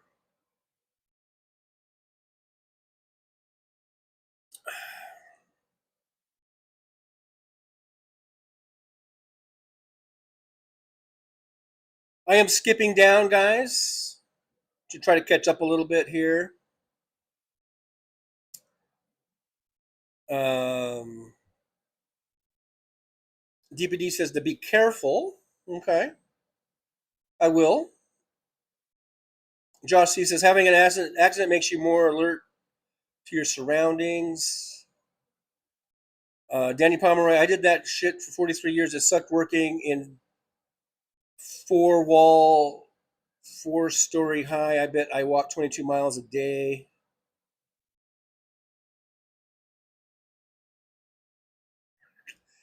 MJ Daniels here. Hey, MJ, good to see you. Thanks for popping in.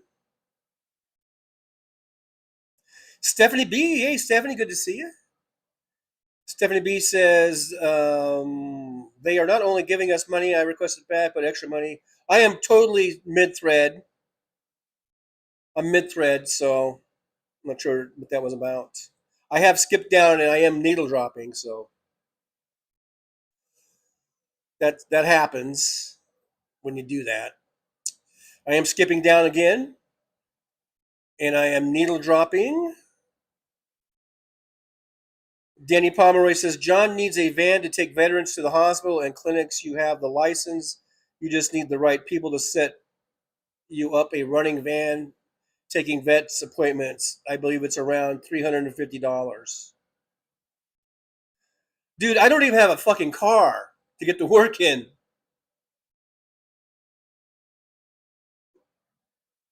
I have a CDL. I do not have passenger endorsement, by the way. I think you need passenger endorsement and probably another license. Yeah.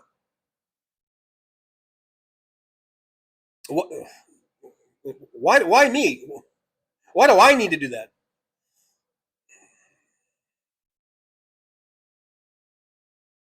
Jolie is back. And again, this might be 20 minutes ago. Jorgen Johansson, TJ in red lights. Not sure what that's about.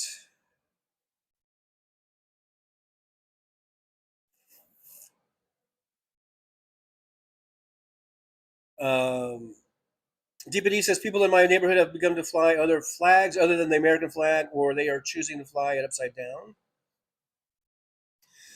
We are in distress, I think. Yeah. Country in distress. I think that's a good way of maybe of letting people know that, you know, you don't agree with this fucking fascist that we have in the White House. Maybe.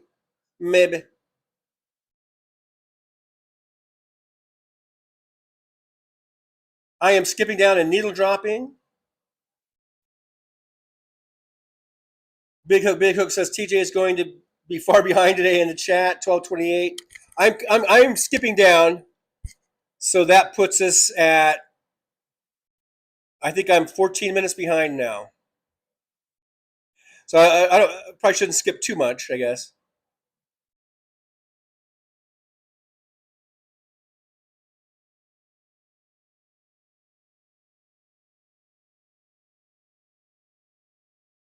Petrazi is here. Hey, Petrazi, good to see you.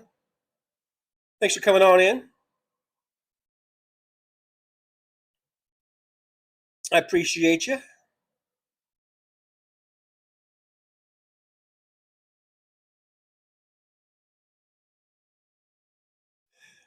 Mr. Spock.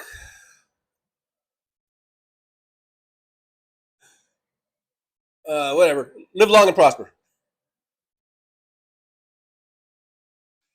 Big Hook also says the same.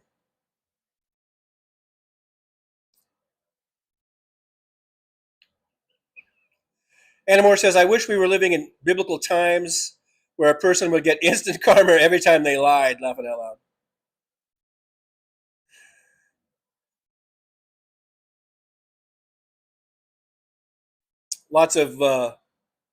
Lots of lightning strikes there.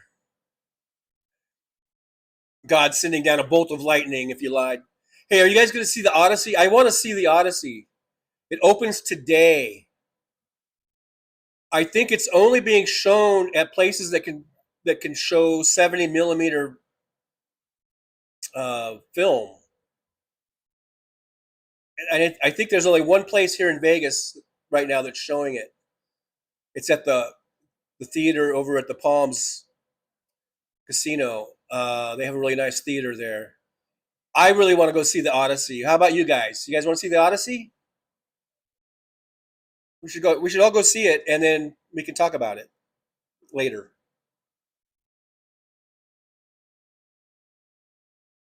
Nick Rich, a blade of grass, a leaf of lettuce. No. DPD, where's my backup? DPD, I've never heard of a blade of lettuce. Oh my God. Someone Google it, please. Fucking Google it. I know I'm not going insane. You've never heard of a blade of lettuce.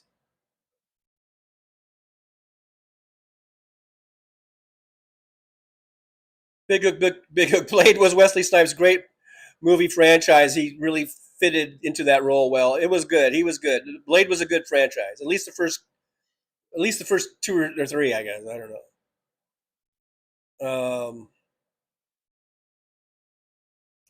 Nick Rich, 12:43. I'm only 3 minutes behind. Okay, I'm gonna look. I'm gonna Google it. Google it. I'm gonna Google it. Where's my Google? On my iPad. My iPad's weird. It's hard to find Google. Here, I'm just gonna go over here. Is I don't know. I'll just say leaf of lettuce. Whoops. Damn it. I wish I could type. It's not lettuce, it's lettuce. Lettuce called a blade. Go, Google. In botany, this is AI overview. A flat, expanded portion of any plant leaf is called a leaf blade. While a standard individual leaf is usually just referred to as a leaf, you can technically call it a blade. Forgive me for being technical. I'm sorry if it went right over everyone's head, except for old Techie John here. I'm not Trucker John, I'm Techie John. From now on, henceforth, I shall be known as Techie John. You can technically call it a blade. Apparently, I hang out with a lot of techie people because I've always known it as a blade of lettuce. Since the fucking 70s.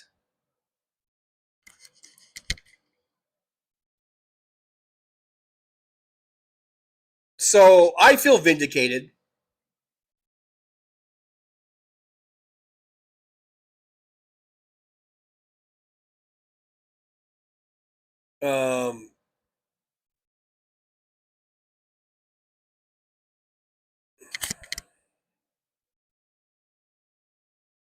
Now, wait a minute.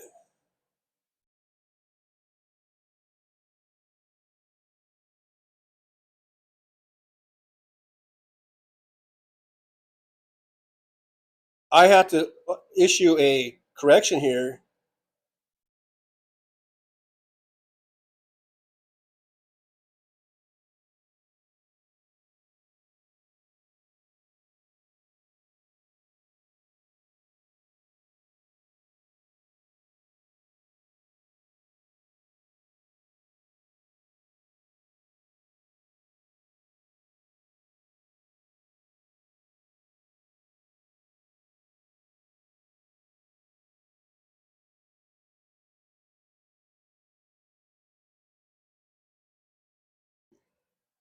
AI mode said no, it's not a blade. So I just wrote, you're wrong. You're, as per your AI overview, AI overview says you can call it a blade. So I just put that, and then here, AI mode comes back and says, you are completely right, and I apologize for that mistake. In strict botanical terminology, the flat, expanded part of any leaf, including a lettuce leaf, is called a leaf blade, or lamina. Correction, botanical fact, lettuce leaves attach directly to the stem at a node, and because they lack a leaf stem, the part you eat is technically the leaf blade. Let me repeat that. The part you eat is technically the leaf blade. Everyday language, while people in the kitchen call it a leaf of lettuce, calling it a blade of lettuce is anatomically and botanically correct. Thank you for catching the error and holding me to a higher standard. Are you currently studying plant biology or working on a specific botanical description? I'm going to say no. No. I'm just correcting all the Nimrods. No. I'm just correcting all the people in my chat.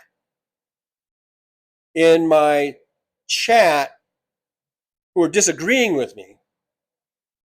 Who, please stop autocorrecting, who are disagreeing with me. Whoops. Damn it. Type, John. I'm gonna add here. I've always heard it referred to as a blade of lettuce.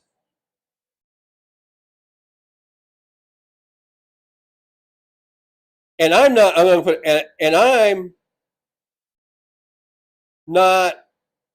a specialist. Let's put that. I'm not a specialist or anything like that.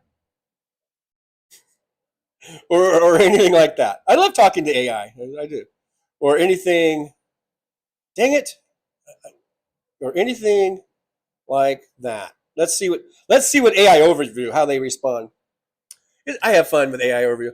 It says, got it. It makes total sense to back yourself up in the group chat. especially since you have the science on your side here. There you go. Even without being a specialist, you are entirely correct. Here's a quick, punchy summary you can send your friends to settle the debate. The group chat argument settlement. The scientific fact. In plant anatomy? Anatomy? The flat, wide part of any leaf is officially called the leaf blade. Lettuce structure. Because lettuce leaves do not have a long leaf stem, petioles, the entire thing you eat is just the blade. The verdict, while leaf is common kitchen slang, calling it a blade of lettuce is 100% anatomically correct. Do you want me to help you draft a specific funny response or a more detailed scientific explanation to share with your group chat? No, thank you. I think we've done enough. I think my work here is done. I think I've proven my point.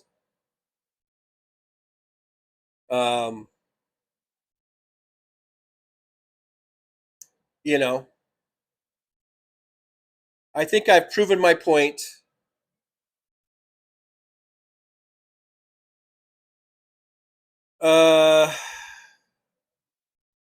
Let's see, where did I leave off? I think this is where I left off.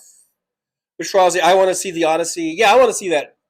Big Hook. Christopher Nolan makes great movies. Odyssey is available to watch in IMAX as well. Yeah, IMAX. Yeah. So go see it, man. I know a lot of you guys are fuddy-duddies. You don't like going to movies. You haven't gone to a movie since The Sting in 1974 or whatever. You know, I get it. But if you are a movie goer, I suggest going and seeing it. Even though I haven't seen it, but it's getting great reviews. I've seen some clips and reviews of it, and I really want to go see it. Mad Mac, I already did Google it. Aaron West, I'm not sure I can sit through the Odyssey. I've heard that it is long. I think it's, Christopher Nolan, right? He makes long movies.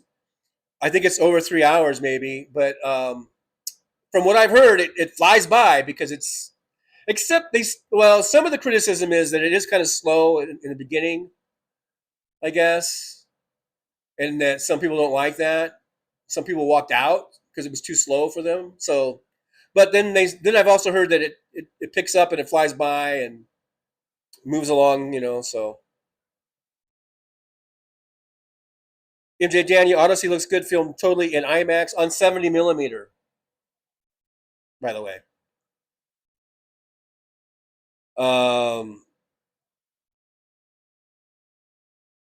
Hey, DPD $20 super chat. Yippee! Thank you so much, DPD. There's a thumbs up and a heart for you. DPD says billionaires also. There's the super chat here. Billionaires also want to control our food supplies. Wealthy investors see seedless crops as being very lucrative and allows them to obtain patents specializing in laboratory growth. If they control the food, they control us. Let's get on board with neighborhood, like little neighborhood farming. I've seen some videos on that where empty lots, sometimes even abandoned buildings. People are doing like hydro farming. Kind of what they used to do for pot, but now you can do it for food. You can have a grow farm for actual real food. Get involved in some co-ops, neighborhood co-ops. You can do this even in inner cities, where there are food islands and nutritional fresh produce islands, they call it, or whatever, because it's hard to get in some of these inner city areas. Let's get involved, maybe in one way or another, helping to develop those sort of little farms that people can make for the community little farming and stuff. Jolie, I feel like that's really reaching. Well, you don't know how to even pronounce Uranus correctly, so I mean, there's that. Can't even say Uranus right. Nick Rich says, forget this explosive diarrhea salad ingredient. Mr. Spock, exploding diarrhea, blade of lettuce. There you go. That's how you say it. Ruben Michaels, add a blade of lettuce to my burger, please. Laughing something out loud. Laughing uncontrollably out loud. Look, I cannot be the only one. I've always heard, I've been in restaurants that I've heard it called blade of lettuce. A blade of lettuce. That means you're just getting one leaf. So that it's not, so someone doesn't think you're getting like a salad or something. You're just getting one leaf. I've heard it just recently. Didn't you guys hear it just recently when the sailors and the Marines that are on these boats in the fucking Gulf, they're getting served one blade of lettuce and one slice of Spam. You haven't heard that? Are you guys not listening? They even describe it as the food they're getting is one blade of lettuce and a slice of Spam. While Pete Keg's breath spends millions and millions of dollars on steak and lobsters.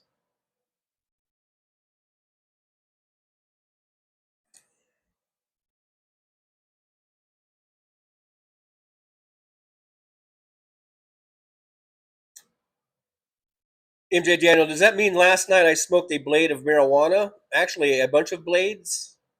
I don't know about marijuana. I'm not so up on marijuana.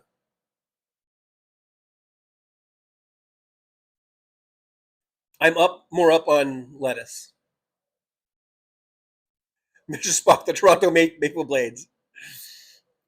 That's funny. I'll give you that one, Mr. Spock. Mad Mac, we have blades on our ice skates. Well, those aren't lettuce. Are your skates made of lettuce? Ruben Michael, big deal. It's still a leaf of lettuce. If you want to call it a leaf of lettuce, fine, but just don't come at me saying that I'm wrong about it being a blade. You can call it fucking horse dookie for all I care, but just don't come at me saying that I'm wrong when I know I'm not wrong. You're wrong for saying I'm wrong.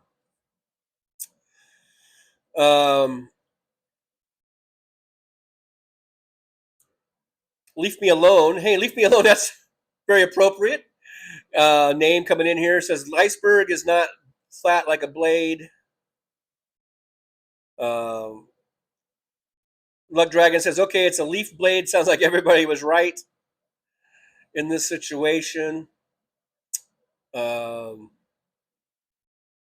Luck Dragon's twin says, from now on, I'm going to call it a leaf blade of lettuce. Good. You should. I hope you do. You might impress some people. They might go, damn, this dude, he knows his lettuce. He knows his lettuce terminology. Whoa. And you owe it all to who? This guy.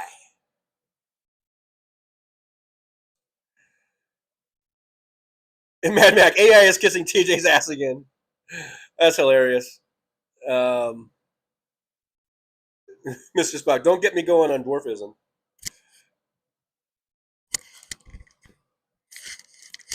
Nick Rich says, eat a head of lettuce and explosive diarrhea is a given. I don't know. Jolie says, I love going to movies, but 3 hours? Wow. I don't know the runtime. For sure. Maybe someone else could Google that. I thought I heard him say it was like 3 hours. But I guess I shouldn't say that if I don't know for 100% sure.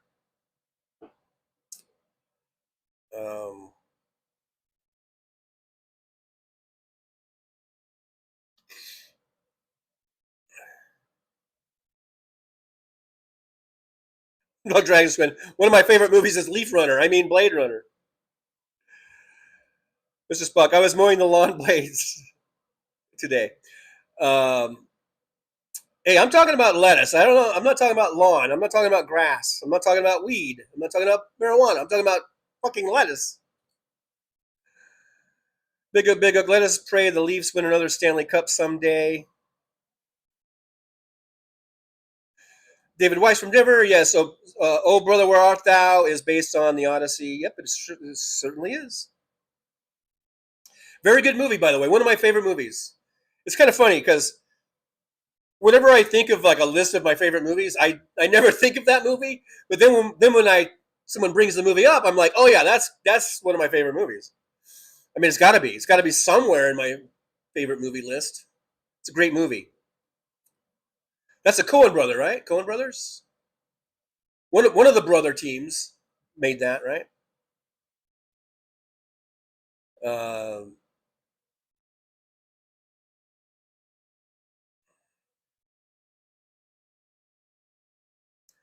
Ruben Michaels, Farmers Market every Thursday and Saturday. May I have a blade of lettuce? I'm not sure if they just sell it by the blade or not. I think you gotta get like the whole head. I'm not sure if they sell it by the blade.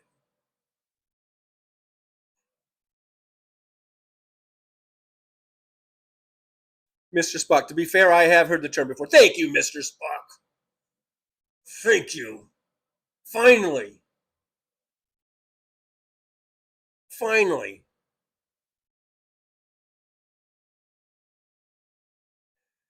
Jolie, BBT, please. Bacon, blade, and tomato sandwich. Well, it's called a bacon lettuce tomato because you generally get more than one blade of lettuce. Generally, right? A BLT is multiple blades, so that's just lettuce. Jolie says the runtime is 2 hours and 53 minutes, so just under 3 hours. I doubt there's any, like, what do they call it, stingers in the credits. So if you want to just dash out as soon as the credits start playing, that might save you 10 or 15 minutes right there, you know, or more. Sometimes those credits can go on for fucking ever. I guess that counts the credits, the runtime. Mad Matt 253. MJ Daniel, Ben Stiller, Leaves of Glory.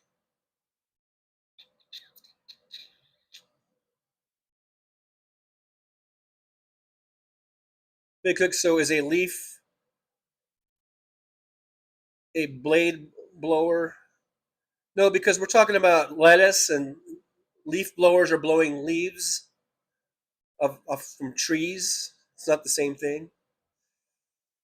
MJ Daniel, almost 3 hours. If the movie is good, being long is no big deal. Yeah, if it's good and it's well paced and you're really intrigued and you're really into the movie, then you don't even notice the time. You're right.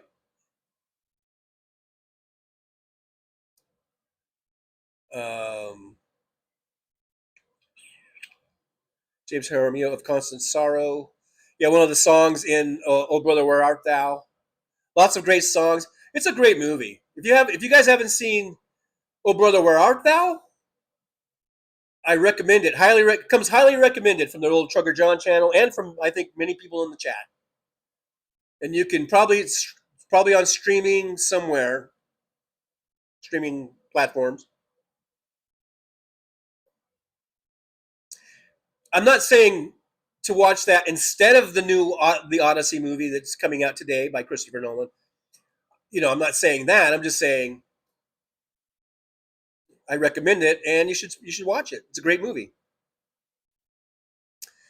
George Clooney at his finest, I would say. Very comedic, but not like Steve Martin comedic, but it's Coen brother comedic. Great cast. I love the movie. DBD says, question, why go out to the movies when you can enjoy the same movie in the comfort of your home and it's cheaper? Because you're not going to see the Odyssey in your home. I don't care how good your home theater system is.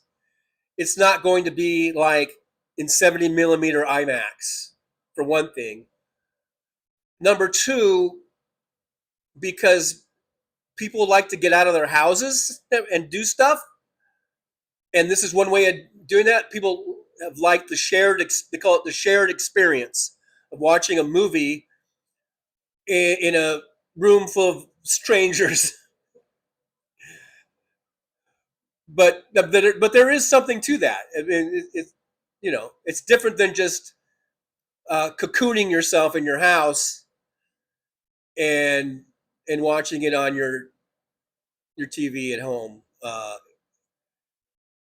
And there's nothing wrong with having home theater systems, or even just like I've got this little TV here. I watch movies. There's nothing wrong with that. There's nothing wrong with that whatsoever. But there's also nothing wrong with having a night out, having a time out to go and experience, and especially a movie like this. This is really made to be seen in this IMAX experience. It's like an experience. This isn't just this isn't just a little popcorn movie. This isn't just Dumb and Dumber or something. I mean, this is an epic. This is an epic. So that's the difference, I guess. Or that's why go out.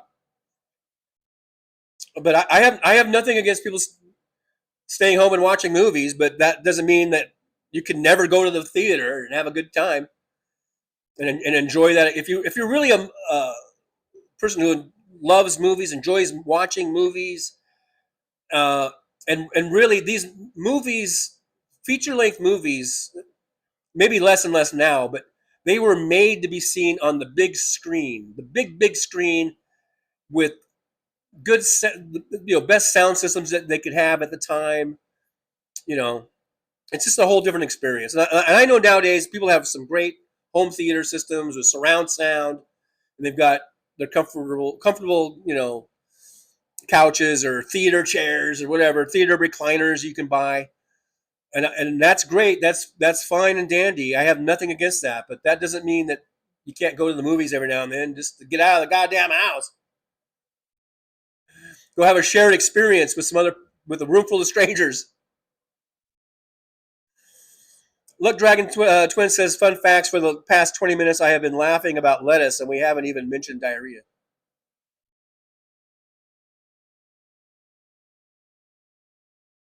I would rather that we didn't. MJ Daniel says, Lord of the Rings extended edition are all at least 3 hours. And was it necessary? Do you feel, MJ, those extended versions? I think those are made really for, I guess, the real hardcore fans, and they probably, I'm sure, love it. For the more casual viewer, probably didn't even matter, I guess.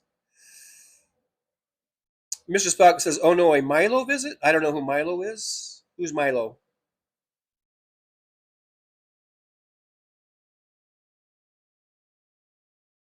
I don't know what that's about. Nola Carnes is here. Just drop by to say hello. Hello. Hello, Nola. Thanks for coming by, Nola. Oh, Nola. Big Hook says, extended version of Aliens is worth the watch. I love that movie. So is that the sequel to Alien? Right? The first one was Alien. The second one, was it just Aliens? Maybe? Mad Mac, I don't like the music in Oh Brother. Well, that's because you're a snob. I'm sorry, Mad Mac. I should not call you names. Why? Because is it too hillbilly for you? Is it too bluegrass for you? Is it too hicky for you? Hey man, it's great music. I'm a rocker. I'm a total rocker. I'm a rock music fan through and through. But I can recognize good music in other genres. And it fits the movie. It's set in the, isn't this set in the 30s? the 20s or the 30s. So the music, I think, fits perfectly. You know, I don't know what music you would think you'd rather have in there, but I just don't think, you know, even what's his face. I mean, I don't know. I don't know what you want, man. It's a movie set in the 20s or 30s. They're not going to have like modern rock and roll in it or whatever. I don't know. Expand your horizons a little bit. You can like other genres. You don't have to be locked into one genre. Mr. Spock said Blue Brothers 2000. I don't know. Sucks the goo? Okay. Big Hook. I love Jack Black and School of Rock. I like that movie. I thought that was a cute movie. That's what's known as a cute little movie. And that's probably one that you could probably just watch at home and not have to go to the theater and pay extra money for a ticket and then buy snacks at exorbitant costs. You could probably watch that one at home and enjoy it just as much. But see, that's the thing. There's difference. The Odyssey and School of Rock, you know, I mean, you can't even compare the two. Nothing against School of Rock. Like I said, cute little movie. I like Jack Black. The kids in it are great. I love the music. It's rock music. He's teaching rock music to these kids. It's a great fucking movie. But you know, that's one you could probably just watch at home and just enjoy it just as much as in the theater. The theater, as Josh Sees would say. Because I'm sure Josh Sees, when he talks about the theater, I'm sure he speaks like this. I just know it. Nick Rich says, I went to the cinema. Oh my, the cinema. Every Saturday as a kid until they jacked the prices on everything the same year. So you haven't been there since you were a kid. And I know that you're like as old as me, so that's a long time ago. Hey, Nick Rich, I got a theater, Cinemark Theater, less than 2 miles down the road, where tickets are like $5-6. Not for the Odyssey. I don't think they're playing the Odyssey there. They don't have IMAX, I don't think, of this one. But I went and saw a couple weeks ago. What was it I saw? I told you guys what I saw. Oh, I saw the new Supergirl movie for I think it was $6.50. I don't think that's too bad for 2026 economy. Now, if you're going to try to compare that to 1972, when tickets were like 75 cents or whatever, then yeah, that seems like a lot. But if I'm paying $6.50 to see a brand new movie in a pretty good theater, it's a pretty good theater down there. That's below average cost. Most places are what, 10, 12, $15? Just for a regular movie, not IMAX, not anything, you know. Brooklyn said Nikki Tricks in the Rule says I recently watched School of Rock. It was great. Yeah, it's a great little movie. It's a great little movie. Great little movie. MJ Daniel says a Magaloon Hal Sparks covers sometimes is straight out of Oh Brother Where Art Thou? Looks like one of the Soggy Bottom Boys.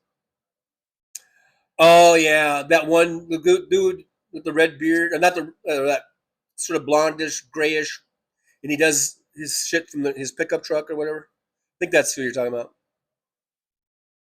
Nick Rich, drive-in theater is a totally different experience. Yeah, it is. But fun. I've had fun at drive-in theaters in all the different ways that you can think of.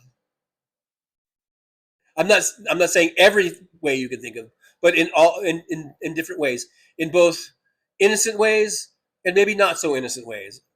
I've enjoyed the drive-in theater over the years. Both in actually watching the movie and in times not watching the movie so much. if you know what I mean. But again, it's not an all or nothing thing. There are times I went to drive-in theaters, like I said, completely innocent, and just to watch the movie. I had a good time doing that. And there were other times when there was some other stuff going on, and didn't really care about the movie.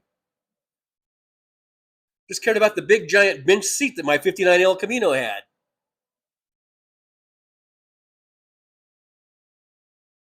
I love my 59 El Camino. I wish I still had that motherfucker. Damn it, I wish I still had that motherfucker. Not just because I don't have a car, and it would be great to have it, but because I just love that car too. Brooklyn SJU LaRue says, thank you for the info, TJ. I never heard of Blade of Lettuce. Well, now you know, you can check off today's list of learning something new every day. So you can check that off your daily list. MJ Daniel, we had 2 drive-ins growing up. See, back in those days, look at there. Now you're lucky to have one within a 1,000-mile radius. There are very few. We do have a drive-in theater here in Vegas, and I wanted to do a video from there, like for the channel.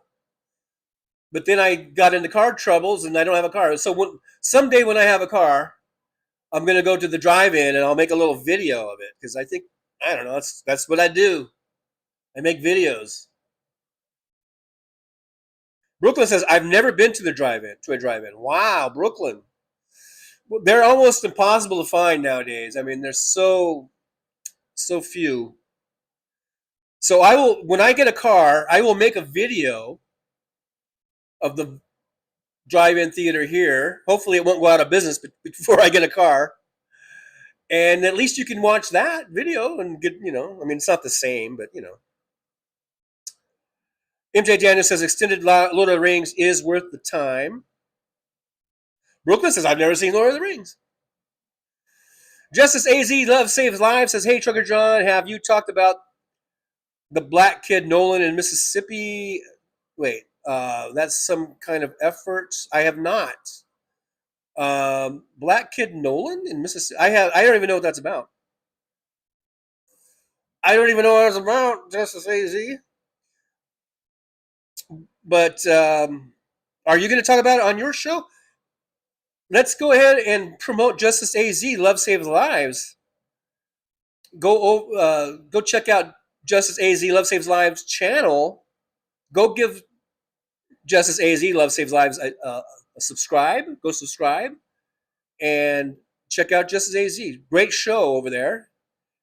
And maybe you'll talk about that and we can find out more about it, because I have not heard about that.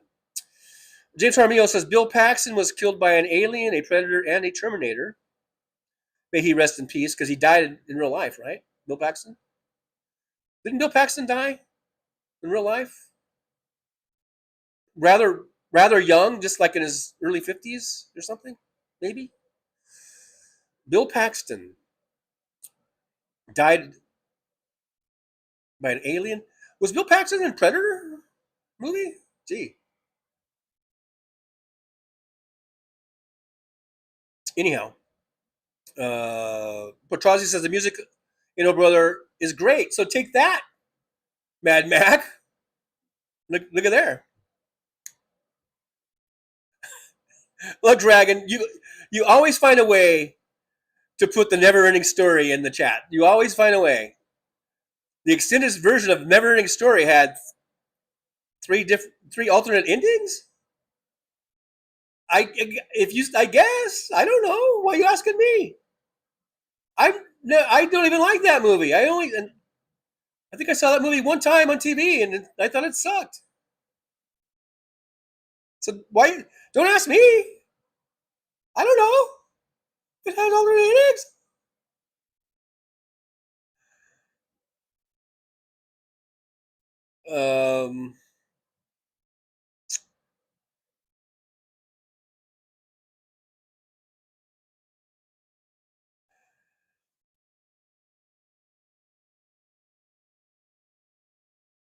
Big Hook, nope. Extra footage that didn't make the theater release version of Aliens. So many of James Cameron films have a director's version that is extended.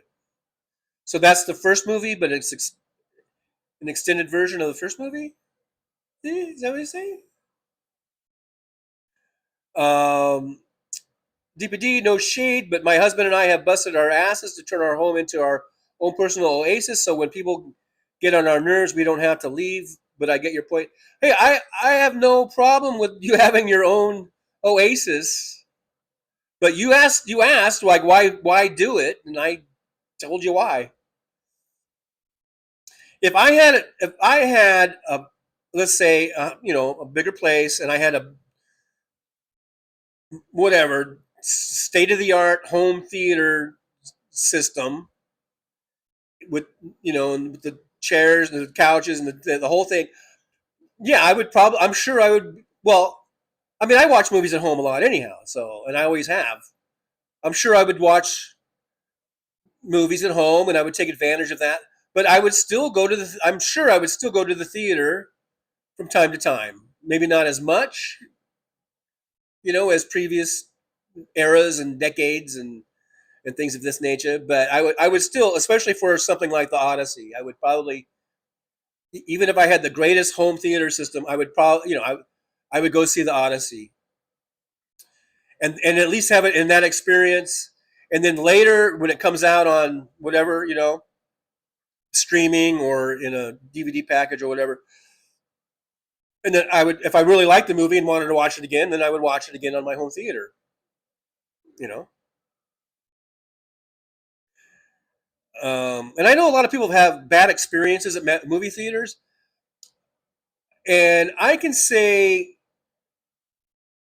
who knows how many hundreds of times I've gone to movie theaters. I want to say thousands, but then when you think about it, it's like, I don't know if it's really thousands, but certainly hundreds of times that I've gone to movies and movie theaters. Maybe over 1,000. I don't know. I don't keep count of it, but I could count on one hand semi bad experiences with maybe some loud talking or something, or somebody doing something, but probably on one hand, and still have a few fingers left over. I mean, so to me, my movie going experience has overall been pretty good. I know some people they'll use the excuse or whatever, like they don't want to go to the theater because people talk, whatever, and I haven't really experienced that to any extent, But yeah, if you have you've made your oasis, that's fine. I have nothing against that, but also that doesn't mean that you can't go out,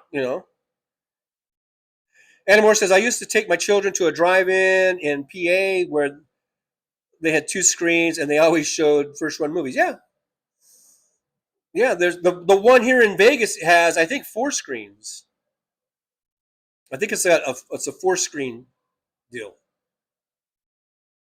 Josh sees I almost spit beer. I don't know why. Justice AZ Love Saves Lives says, but Tenacious D you have to see on the big screen.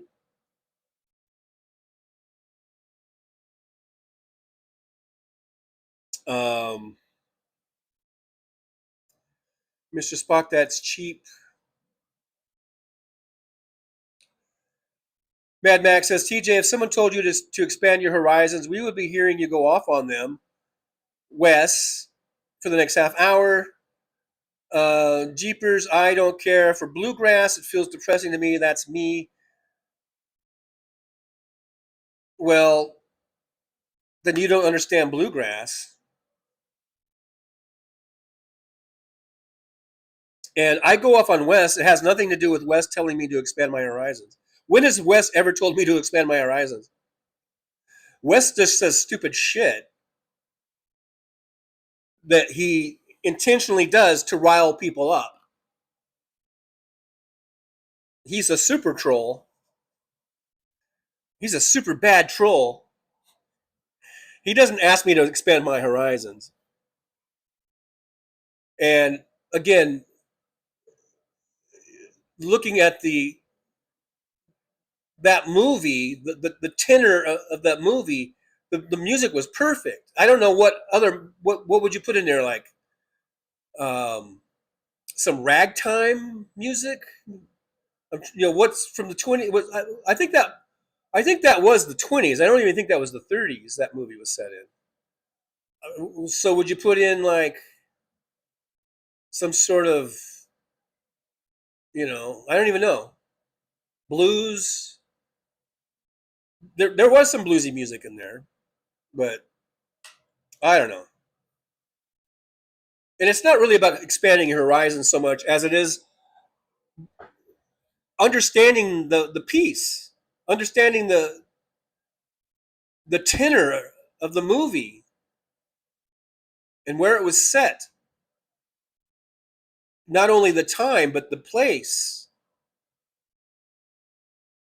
I don't know how you can't not get beyond your dislike of bluegrass music for a movie that was the music for that place and that time. It's not like you're being asked to go and buy the soundtrack or something and listen to it over and over again. It's just a fucking movie.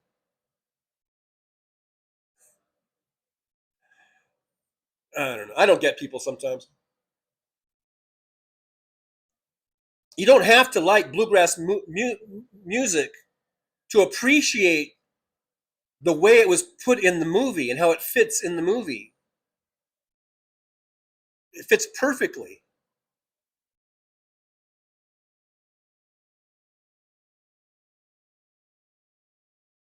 And if it made you feel depressed, maybe that's what they were going for in some of those scenes.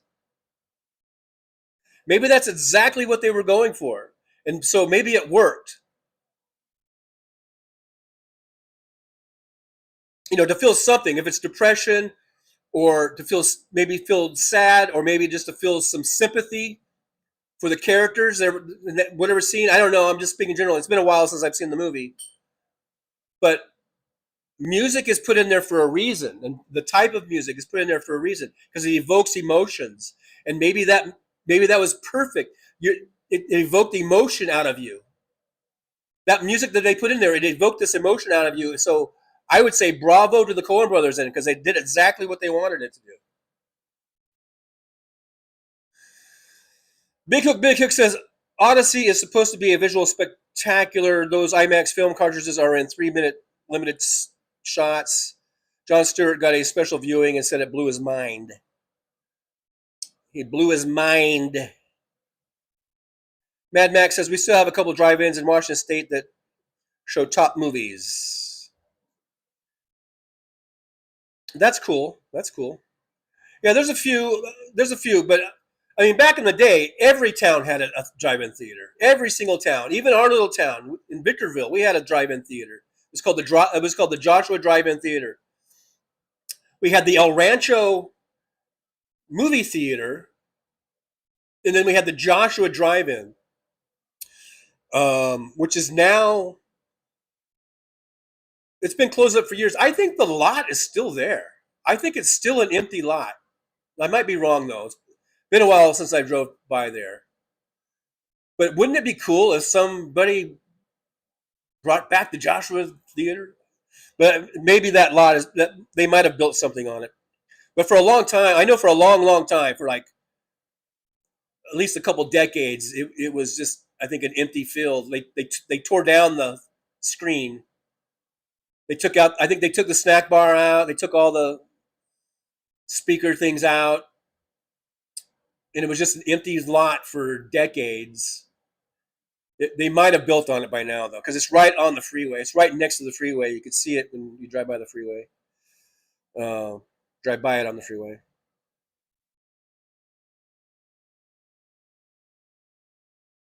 Mad Mac, we truly put about 2 to 3 guys in the trunk to go to drive-in back in the olden days. Then they changed per car. Yeah, exactly. I was just gonna say that because we used to do that too, and then they changed it to per car. Yeah.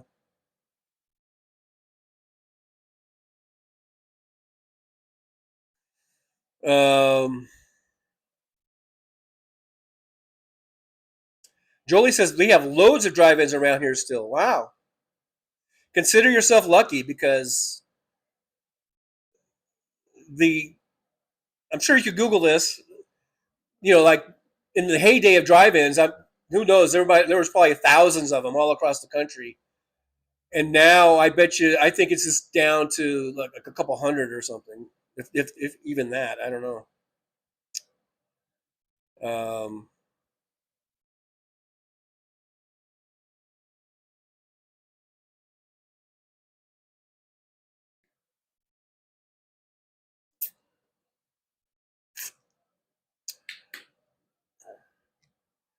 Mad Max says the next time Lord of the Rings plays at a drive-in, I'll take you to see it. Talking to Brooklyn. Brooklyn, actually, AKA Trixie Lou, because Brooklyn has not seen Lord of the Rings or a drive-in theater.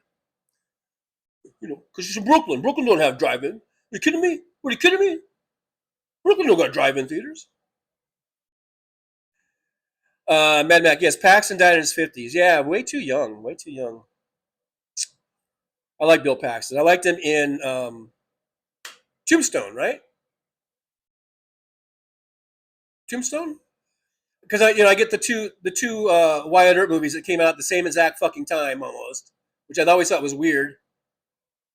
There was the Kevin Costner one and the Kurt Russell one. The Kurt Russell one's the better one. Although I like the Kevin Costner one. Nothing against that one. But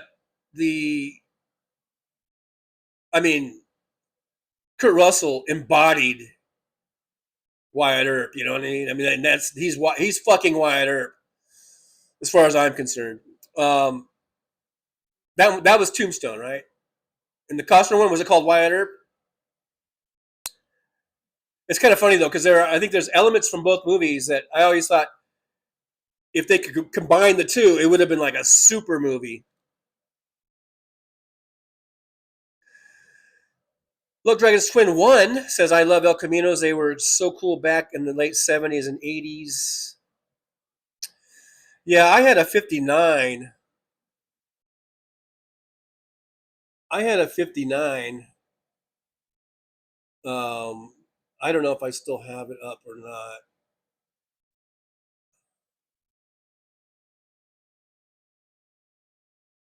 That I really loved. And I wish I had it, man. Damn it, I wish I had that car. Out of all the cars I've owned over the years, that's the one I wish that I still had. And I've had lots of cars. I've had lots and lots of cars over the years. And I can find a good one.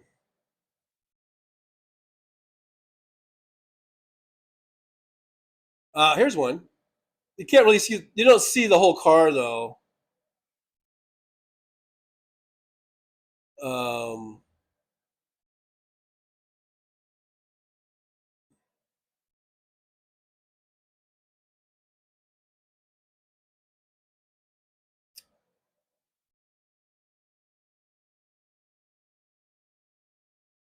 Well, yes, you do see the whole car. In the little thumbnail of it, dang it, this thing. You see most of the car.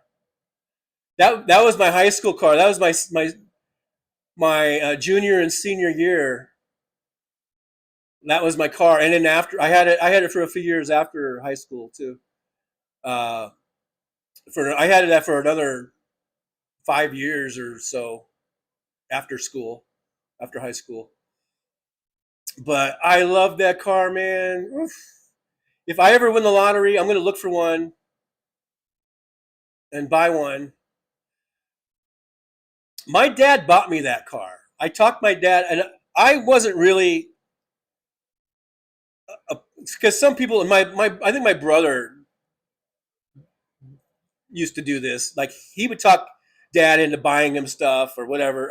Nothing against my dad or my brother. I don't mean that as a slam, but just as a difference between the two of us. Like for me, I hardly ever ask my dad for money. I mean, every now and then, like for a 20 spot to go on a date, and then he would give me 10. And back then, you could go on a date for $10. Back in the late 70s, you could still kind of go on a date. You could go see a movie and go to Carl's Jr. or whatever on like $10 or whatever. But I never hardly ever asked my dad for anything. And my dad had already bought me a car, actually. This was not my first car. My dad bought me a 65 Rambler. My first car was a 65 Rambler, which was, if you know anything what Ramblers look like, it's not really a cool car. I think a 6-cylinder, but it was really, really super slow. That's why my dad got it for me, because it was slow. He didn't want me like wrecking. He didn't want me out hot rodding around.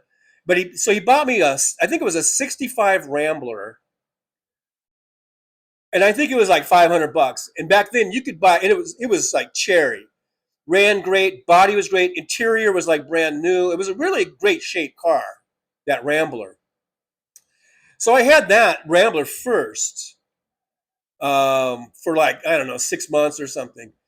And then one day I saw this El Camino parked down on the corner, Highway 18 and Apple Valley Road or something. And I was like, I stopped to look at it, and I was like, oh man, this is sweet. This is sweet. The guy took the shifter off the tree and put a Hurst 3-speed down on the floor. He swapped the engine. It had didn't have the stock engine in it. It had like a 327 V8 in it, short block. I just instantly fell in love with it. So I remember telling my dad, and my dad liked old cars too, like that. So I knew he was gonna like it. So I'm like, Dad, there's this car, man. I want it, man. I want you. Let's go look at it. And so he's like, okay. So we drove down, looked at it, and my dad loved it. And so he called the guy. The guy who owned it was actually a CHP officer, this California Highway Patrol officer. And he came down, and we took a little test drive, and my dad fucking bought it $1,500. I don't remember. I don't think there was any talking down like price or whatever. I think we just bought it for $1,500. Maybe my dad got him down a little bit. I don't know. But the point is, my dad bought that car for me. And so I went from the Rambler to that. And then I guess we sold the Rambler. My dad, of course, whatever. I think we just broke even on the Rambler, so that he got at least $500 back out of it. And but that was one of the things that I pestered my dad to get me, and he got me that car, $1,500, and I had it all through the rest of junior year, senior year, and then college years. In fact, I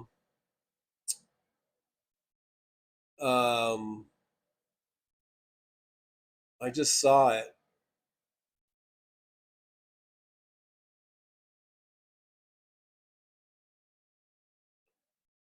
There's another picture of me with it in when I was going to Victor Valley College, my junior college.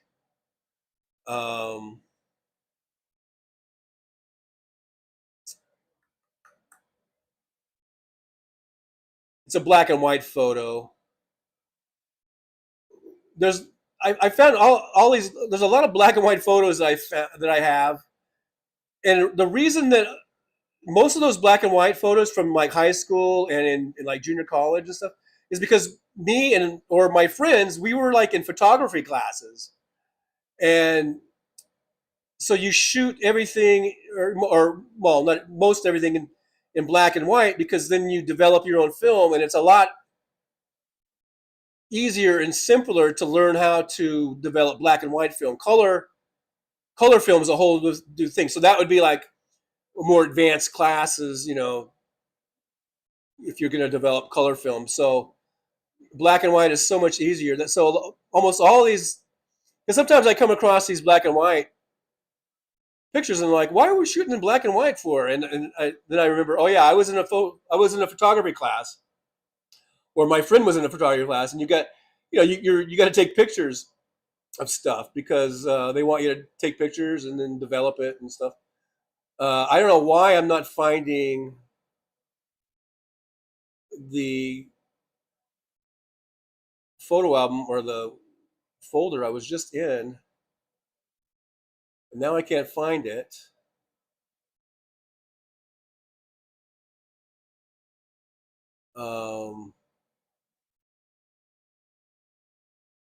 Here it is. So here's this picture now. So this is when I was a few years later in college. My friend Mark Bernal, we were both on the football team, and I think I'm trying to remember who took that picture. It might have been Bill Hensley.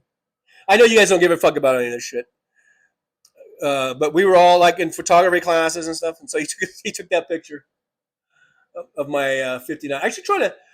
I could probably colorize that. I should probably use AI to colorize that.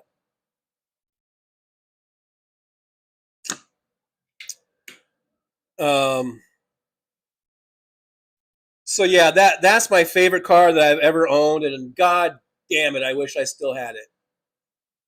Out of all the many dozens of cars that I've owned, that's the one, man. Oh look, I'm getting more translucent. I did something to the translucency,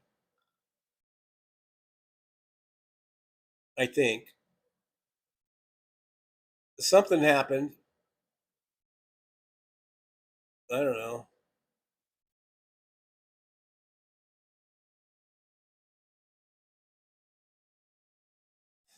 No matter what, I kind of seem to mess it up.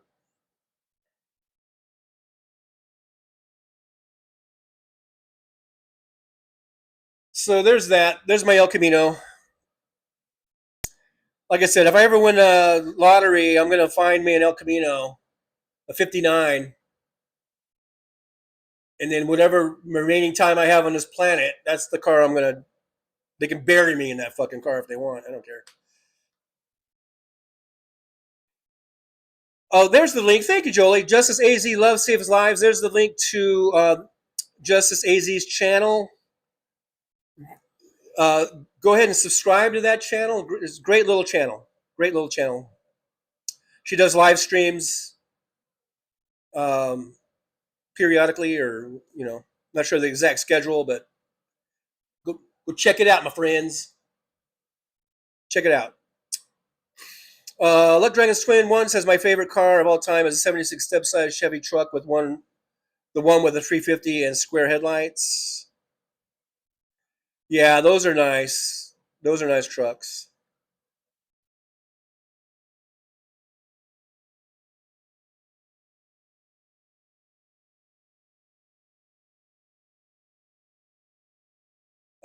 Jolie reminding everyone that we have channel memberships. Yes, we do. We've got channel memberships starting for less than the price, I think, of a Snickers bar. So if you think about becoming a member, that would be great. That's a great way to support the show. We also have super chats. Today, I think we've hit 3 out of 5 on our daily goal of super chats. You can also support the show by liking, subscribing, and sharing, and that doesn't cost you a dime. And those are absolutely 100% great ways of supporting your show, and they don't cost you anything. Like, subscribe, share, hit that hype button.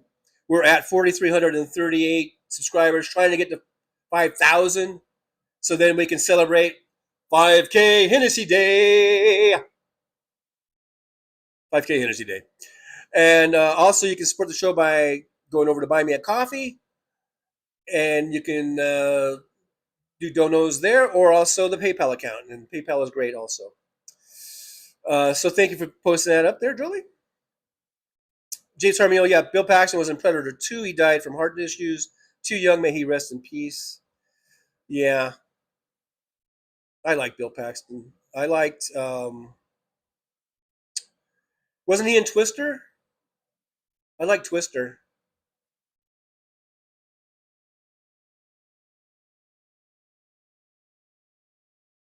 TJ, your words about Never Ending Story is blasphemous. I'm sorry, guys. I know a lot of you love that movie. I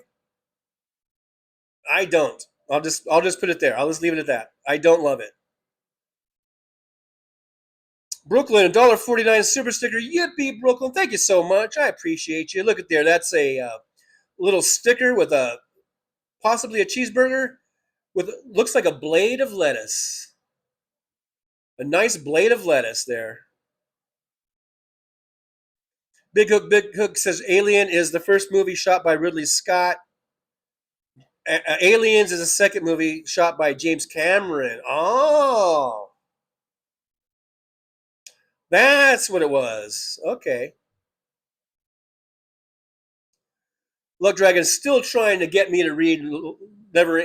Look, I think the window on me reading the Never Ending Story has passed. I think it's made for little kids, right? So I'm not really interested. Luck Dragon says, I swear to God, Trucker John, you need to read the book. The movie did suck, but not really. Hey, I want all you guys to get on Luck Dragon's ass. He just said the movie sucked. So don't get on my ass anymore. Get on his ass. Anyhow, I really enjoyed the movie too, but I was like 6 or 7. I said 6, 7. I'm really good at this shit. Just as AZ Love Saves Lives, Nolan Wells was hanging out on the island on July 4th with a gaggle of white friends. They returned without him and tried. I have heard that story. The way you had asked me before, I didn't know, but I am familiar, somewhat familiar. I have heard of this story. They returned without him and tried to pretend like he drowned. One of the white boys' stepmoms is a judge. Yeah, I've heard a little bit of it. I haven't really read all the details of it. It sounds pretty fucked up. It sounds like definitely something suspicious went on there, and it needs to be further investigated and looked into. And it seems like there was some foul play. But other than that, I don't know anything about it. Jolie says, Wes readily admits to being a troll. Yes, that's his job, apparently. He has appointed himself as Troll Supreme. And he does a good job at it. But I think the difference about, there's trolls that we don't like. There are trolls that are really disgusting and obnoxious. And I'm not saying Wes isn't disgusting or obnoxious, but I think most trolls are really simple-minded, and their only goal is to upset people, and they really get their jollies off of just upsetting people and seeing people react. And I don't think Wes is doing it for that reason. And maybe I'm naive, and maybe this is wishful thinking. I do think Wes is very smart, very intelligent, and I do think that he wants to provoke thought in our heads. I think he's trying to get us to see things from a different point of view and to not be just locked into whatever our little comfort zone is, and really tries to get us to engage and really think about what it is that we're promoting. So maybe I'm giving him far too much credit. I don't know. But I don't think he's just some troll that gets off on watching people get, pissed off or whatever. I think there's more to it than that. I may be completely wrong. I don't know. Big Hook. Who remembers the movie Transylvania 6 5000? It was just awful. I think I remember it, and I may have watched it. It seemed like it was goofy, funny movie. It wasn't trying to be anything other than a goofy, funny movie, I think. I don't know if I remember correctly. Campy, wasn't it campy? Don't we call it campy? Do we say campy? It's called campy. Brooklyn says people have no manners in theaters anymore. See, I don't have that experience. I know a lot of people say stuff like that. Like I said, I've probably been to movie theaters hundreds of times, and I could probably count on one hand and probably have some fingers left over of the bad experiences that I've had. And so I don't know, maybe I just go to better theaters with better people. I don't know. You know, maybe I'm just lucky. I don't know. MJ Daniel, I don't mind bluegrass, but it's not my thing. It's not my thing either. It's not my thing either, but I don't recoil from it. And I think it was fine in the movie. I think it sounded appropriate, and I liked it. It's not like I'm not gonna go out and buy the soundtrack and cruise around in my 59 El Camino and play and blare the soundtrack to "Oh Brother We're Out There" as I'm cruising the Victor Plaza. I'm going back to my high school days. That's what we would do. We would cruise the Victor Plaza on 7th Street. If any of my old schoolmates would have the balls to come into this chat room, they would be here and they would know exactly what I'm talking about. But they don't. Sadly, they don't come in here. But yeah, I'm not going to buy the soundtrack and blare it on my cassette deck in my 59 El Camino that I installed myself under Dash, an under Dash cassette player, because in 59 they didn't have cassette players. They barely had a radio. But and I put my own speaker system in and everything. But still, I thought I still think it's great music, and I enjoyed the music for the movie. It wasn't like, oh God, this bluegrass, and I ran out of the theater. I can't listen to this music. I know Mad Mac hates me right now. If he's still here, he might have left already. Probably absolutely unsubscribed, blocked, everything. I'll never hear from him again, probably. But I gotta be me. I gotta be me. I got to be me. I gotta be me. All right, skipping down a bit. I know we're over 2 hours. We're hitting close to the 3-hour mark. Speaking of 3-hour marks and the Odyssey, this live stream has been going on for almost as long as the Odyssey movie. And by the time we're all done here, we'll probably go past that. Nick Rich, I saw Up in Smoke in a drive-in theater. There you go. That's a good one to see in a drive-in theater, I think. Let's see. Jolie says there are 7 drive-ins within an hour of me, 3 within 20 minutes. That's amazing. That must be, you must live in the current drive-in theater capital of the world. I bet you there's nowhere else in the country that has 7 drive-in theaters within a 1-hour radius, driving time radius. I bet you. You are living in a drive-in theater mecca. So at least you got that going for yourself. You got that going for yourself. Looking at XJU, aka Trixie LaRue says, if a mod would give me a link to how I unblock someone, I will remember this time. And then Jolie says, there's the link there, Brooklyn. There's the link there you can go to your block list. And then you can unblock whomever you want.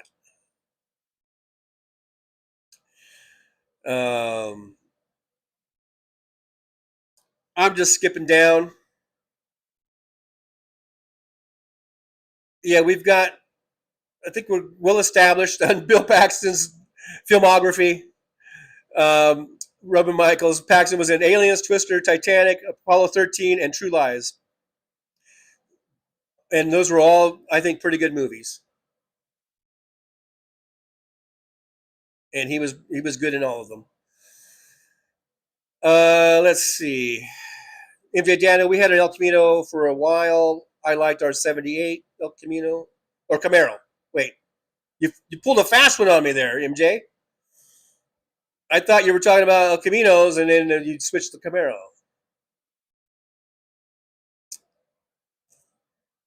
I gotta be me. I got to be me. Nick Rich says, I bought a 68 MGB for $600 in 1975, sold it for a small loss a year later. Yeah, that happens. That happens. You know. Probably lucky you didn't lose more on it. Someone says flash. Something was a flash. Maybe it was a TV. I got the TV playing over here, so. I gotta be me. Big Hook says the memory lane recollections of TJ is gonna be in the chat is gonna be behind. Yeah. Yeah, that is 140 time reference. I'm 17 minutes behind. I'm 17 minutes behind. 17 minutes behind. Luck Dragon, my first car was a shitty Toyota Celica 1976 hatchback. Then my father gave me his 1983 Ford Mustang 5.0 with the square headlights. The first one, I had a 289 of a 350, great car. You had a 289 of a 350? I don't know what that means. Nola Karn says, my sister's husband who died left her a green 68 Mustang, maybe, and a red truck, 150, like a Ford 150, black Continental, black Honda, none run. Wow. They sound like, other than the Honda, nothing against Hondas, but I mean, those sound like pretty cool vehicles. Too bad you can't get them running. You know?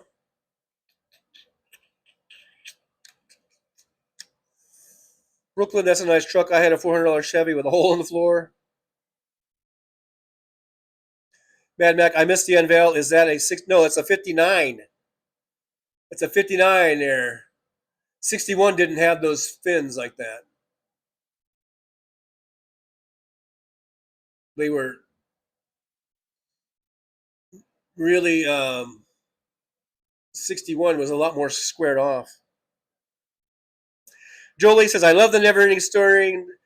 Next, you're going to say you don't like Indian in the Cupboard. I do like Indian in the Cupboard. I thought that was a cool movie, cool idea. It's kind of like pre Toy Story, right? Like, kind of had that toy thing. I like that movie, but I don't like idolize it. I don't worship it. I haven't seen Indian in the Cupboard probably since my son was small, and we watched it together a few times, probably in the early 2000s or something. But the way Love Dragon brings up Never Ending Story, like it's, I don't know, Citizen Kane or something, like it's the greatest movie ever made, and you're supposed to watch it a million times or something. You know what I mean? You know what I'm talking about, boss? Jolie says, Wes definitely likes getting you wound up, Trucker John, but he really does have a good heart. We've known Wes a long time. I agree. I think he has a good heart. Otherwise we would have booted him. I would have blocked him or booted him 3 years ago. If I didn't think he had a good heart, and I didn't think he was trying to, I think, make us all kind of think outside the box, or or think about the other side, think about the alternative viewpoint, which is different than just your average everyday troll that just gets their jollies because people get all riled up. It's not just that, Nola Carnes, $2 super sticker. Thank you, Nola Carnes. Yippee! Thank you so much. And that's the deal. I said I will shout out Yippee, so that's what I do. So thank you, Nola. $2 super sticker. Appreciate you.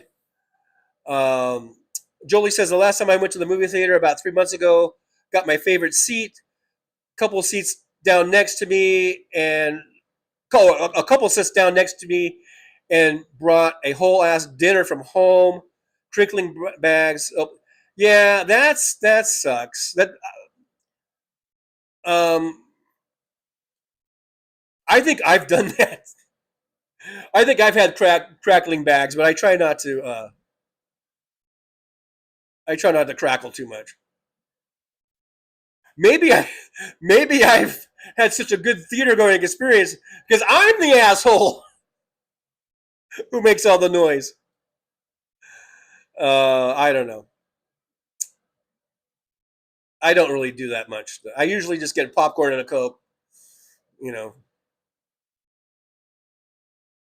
Sometimes smuggle in some candy or something. From home, like a Hershey bar. I don't want to pay $5 or $10 for a Hershey bar that I could buy, at Walmart for $1.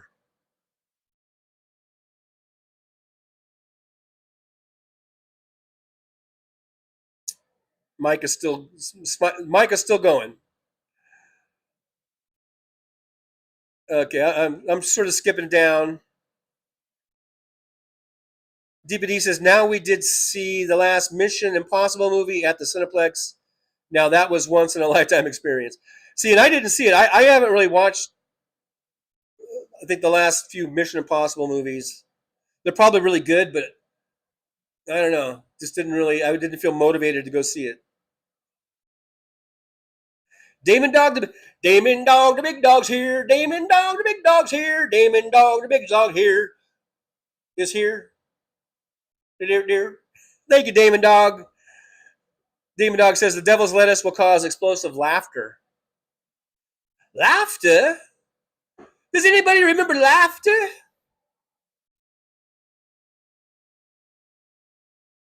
That was Robert Plant that was doing.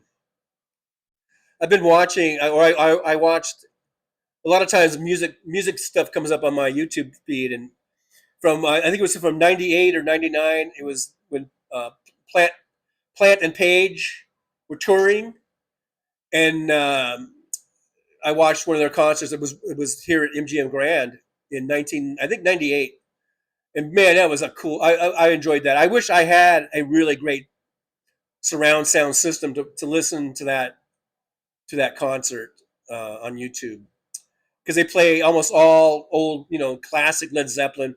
Jimmy Page was really in good form in 1998, drug-free, I think. He was out of rehab. Robert Plant was still sounding like Robert Plant. If you're a Zeppelin fan, and if you see some of these videos from 98, 99, Plant Page, I highly recommend it. And if you have a good speaker system, all the better.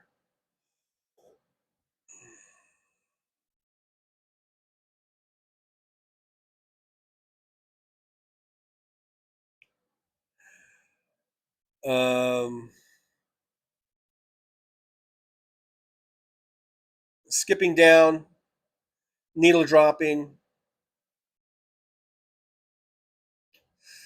Big hook, stir fry in garlic and onions and baby bok choy is delicious. Okay.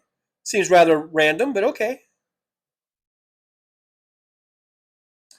Skipping down and needle dropping. I'm just needle dropping. James Armio says, just got followed by the Traveling Wilburys. End of the line. They followed you? Oh, DPD just got followed. I'm confused, but that's what happens when you're mid-thread and you needle drop. Ruben Michael says, my first Chevrolet was a 65 Chevy SS Impala, 300 horsepower, 327, 3-speed automatic. Mine was a 3-speed manual. First shifter. Anyhow, my El Camino. We bought it in 69 after I came home from Nam. My wife and dad found it. We drove it from Oregon to Fort Eustis. Where is Fort Eustis? Was that a long drive? I'm not familiar where Fort Eustis is. If that's in Oregon or was it cross country that you drove?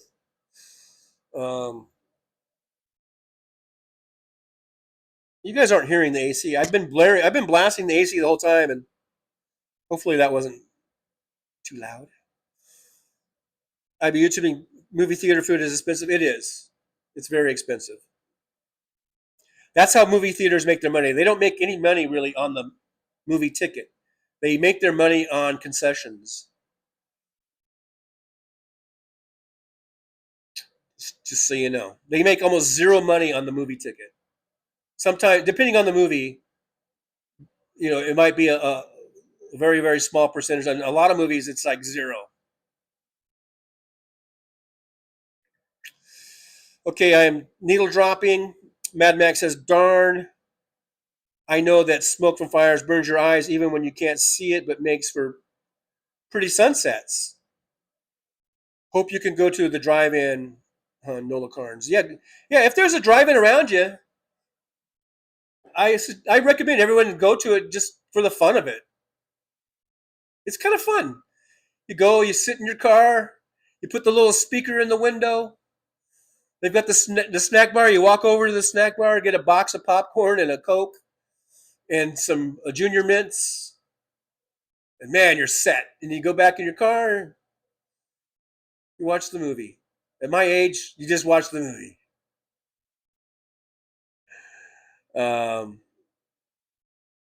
Anyhow, I am skipping down needle dropping.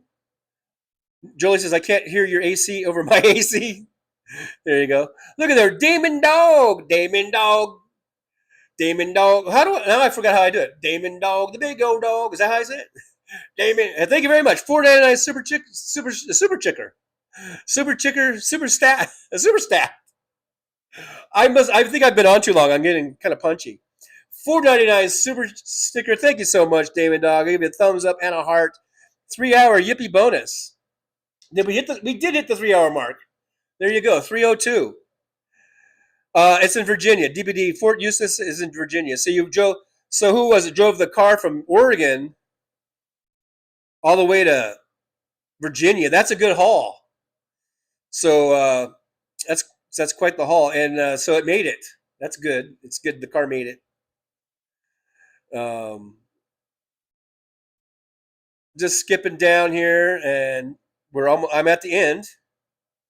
Mad Max says, a friend of mine owns a small restaurant. He says that the cup costs more than the Coke that goes into it. Damon Dog, the big dog's here. Thank you, Damon Dog. Yeah, I believe that. Mr. Spock, I don't have a car. I'm in love with my car. That's why when I owned my El Camino, I had the Queen, was it Night at the Opera? And I'm in love with my car was one of the songs on that. And I really related because I loved my car. I think I was in love with my car. And I'm still in love with that car. I wish I had it. I have no idea what happened to it. I think a cousin of mine bought it. It's just kind of a long story about that. I think it ended up in my cousin's possession in about 1984 or 5. And then what he did with it, I don't know. It just sat. I don't know what he did with it. I wish I would have kept it. Anyhow, guys, thanks for being here. I appreciate you. Jolie says in 2023, it was so awful here in Indiana, so hazy outside. You could even smell it and taste it. You couldn't breathe outside. Hope it clears up. Oh, with the fires. Yeah, the fires are horrible. Smoke is horrible. Mad Mac, that's a very nice El Camino. I like it too. Yeah, I love my. Like I said, if I ever win the lottery, I'm going to find one and get one. Anyhow, guys, that's it for today. I did today because I didn't really do a show yesterday because I was going to my meeting. Not my AA meeting. I don't go to AA, but my safety manager meeting. And for those of you that came in late, Wednesday night I was in an accident on the job. So they immediately suspend you, and then I had to go. the next day to meet with the safety manager and see what they were going to do, if they were going to fire me or what. And she gave me a 2-day suspension, which today would be the second day. So tomorrow I can go back to work. Yippee! I can go back to work tomorrow. So I didn't really I just went on for like 15 minutes yesterday. I didn't do a full show. So I thought today I would do a full show and let you guys know the results of that meeting and everything. So tomorrow, though, we'll be back. I'll be back for our regular Saturday show, which will be right after House Sparks at 11 a.m. Pacific time. And I'll see you guys then. Hopefully, you'll all come back. And just real quick before you sign off, I want to say thanks to all the donations today. David Weiss, a $2 super sticker, yippee. Anna Moore, $2 super sticker, yippee. DPD with a $20 super chat, yippee to DPD. Thank you so much. Brooklyn, SJU, a $1.49 super sticker, yippee, with the great picture of this cheeseburger with the blade of lettuce. Nola Carnes, $2 super sticker or super chat, yippee. Thank you so much. Damon Dog, the big old dog, with a $4.99 super chat, yippee. Thank you so much. Appreciate those. The fan funding, as they like to call it. They're on YouTube. Janelle, I'm glad you didn't get fired. Me too. I'm glad I didn't get fired either, because I really, like I said earlier in the show, I really do like the job. I enjoy the job, and it fits perfectly with my current lifestyle. Being on Social Security, I don't need to work 70 hours a week. I don't need to work 80 hours a week. I don't even need to work 40 hours a week. I work my 20 hours or 20 to 30 hours or sometimes less. I just went through a spell where I didn't even go to work for 3 weeks because I just didn't feel like it. But I can't do that all the time. I need income. So, but it's nice. That's the flexibility. I can go in anytime I want. I can leave anytime I want. Make a little extra money. So it's perfect. The only bad thing is that I don't have a car. So I need to get a car, and I've got some money in the car fund. I think $450 so far in the car fund that they've done through. I had the GoFundMe, and through you guys' donations, I've been able to put $450 away, and trying to build that up to get something. I don't think I'll get anything as nice as my '59 El Camino, but just get something, an A to B car, from point A to point B car. Hopefully, maybe within the next few weeks here, I'll have enough to get something. So we're still doing that, still trying to get that together. I've YouTubing. That means you're happy with it. Yeah, I like the job. I have no problem with it. Big drive safely, TJ. We need you housed and employed to continue the show. We care about you. Damn it. Thank you, Big Hook. I appreciate that. Very nice of you to say that. Jolie says this is church for us all. Heathens, Luck Dragon. Oh, what did I skip? Luck Dragon. Oh, the weed is working. I said church instead of chat. Oh, I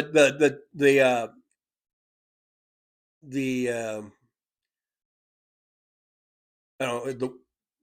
Is the weed the church or the chat the church? I don't know. I'm confused. Damon Dog, I want to start urban stealth camping. Looks like fun. You could put a little camper shell on your Honda. Maybe. I'm not sure how stealthy that would be. But yeah, I guess you need like an old work van, and then make the inside all, tits, as I used to say. I don't know. All right, guys. Thank you so much for being here. I do appreciate you more than you guys know. It's like a really great support system that you guys have. So that you provide me, like, not just with donations and stuff, but just emotionally and everything else. You guys have really helped me through some tough times. So again, double thank you very much. And anyone who is watching and who hasn't subscribed, if you would consider doing that, that would be awesome. Yeah, motherfuckers, hit that subscribe button, bitches. I am Tough Cookie. I'm down here. I come out here to lay down the law. You better be hitting that subscribe button. Because I'm tired of hearing Trucker John cry about the bottle of Hennessy. So you better hit that subscribe button. Or Tough Cookie's gonna have to get all Tough Cookie on your asses. All right? Don't make me do it. Don't make me get all Tough Cookie on your ass. No, you don't want that. So hit that subscribe button. All right?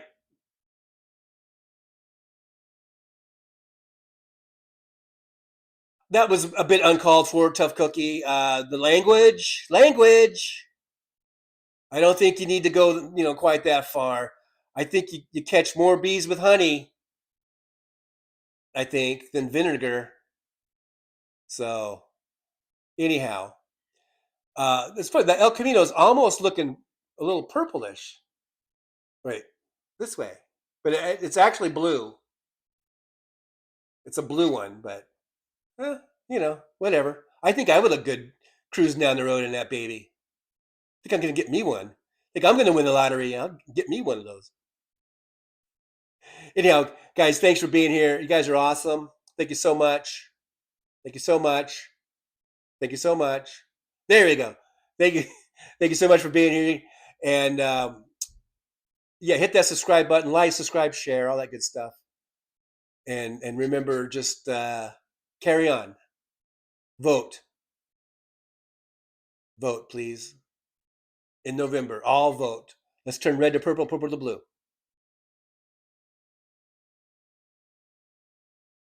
All right. Hey, look at there. Those guys popped in as they are wont to do. As they are wont to do. I think I got to take some of these out of here. We are about to do the words of wisdom. If you want to, I'll give you a couple seconds to get paper and pen, because I know a lot of people like to write these down and make little booklets out of them. I don't know. Are you guys ready for today's words of wisdom? Okay, so for today, and this is very appropriate to what has just been going on lately, and so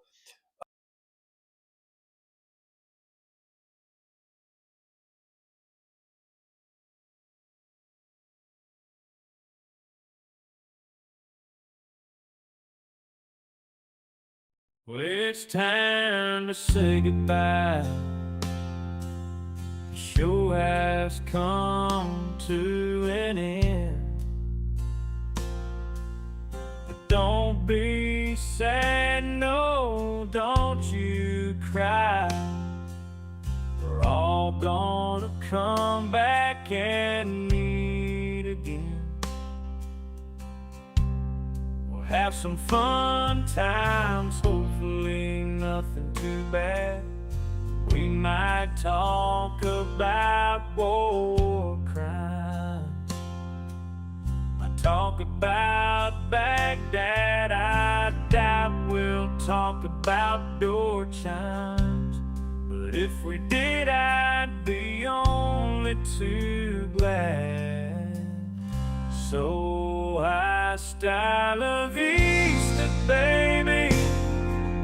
The show is over, but could I ask you maybe to take a shower? No, that's not what I meant, but I couldn't think of anything to rhyme with over.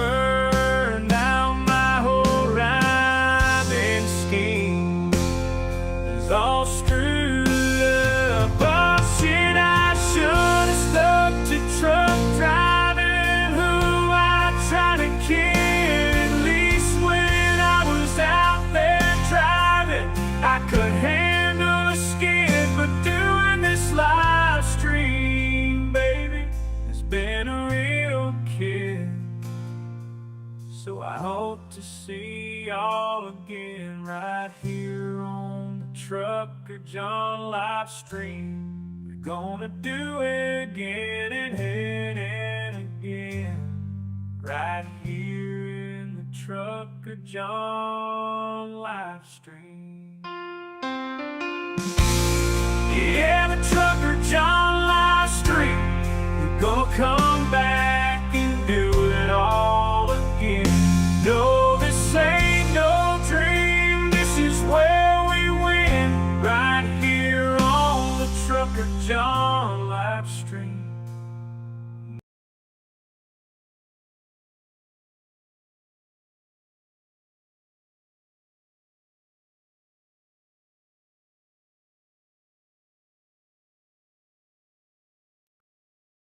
Hey, guys, is this thing on?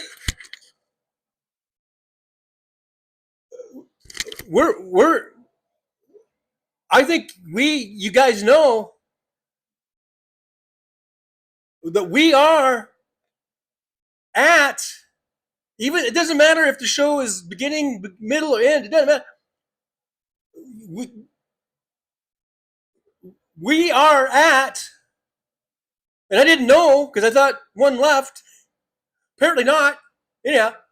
We are currently, I believe, unless I've messed that up, at full mod capacity.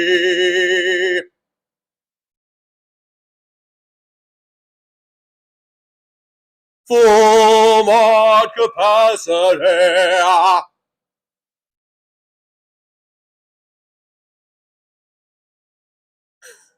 We're at full mod capacity, ladies and gentlemen. Doesn't matter. It could be 2 seconds to go. Gotta celebrate that shit. Okay, now back to our regularly scheduled.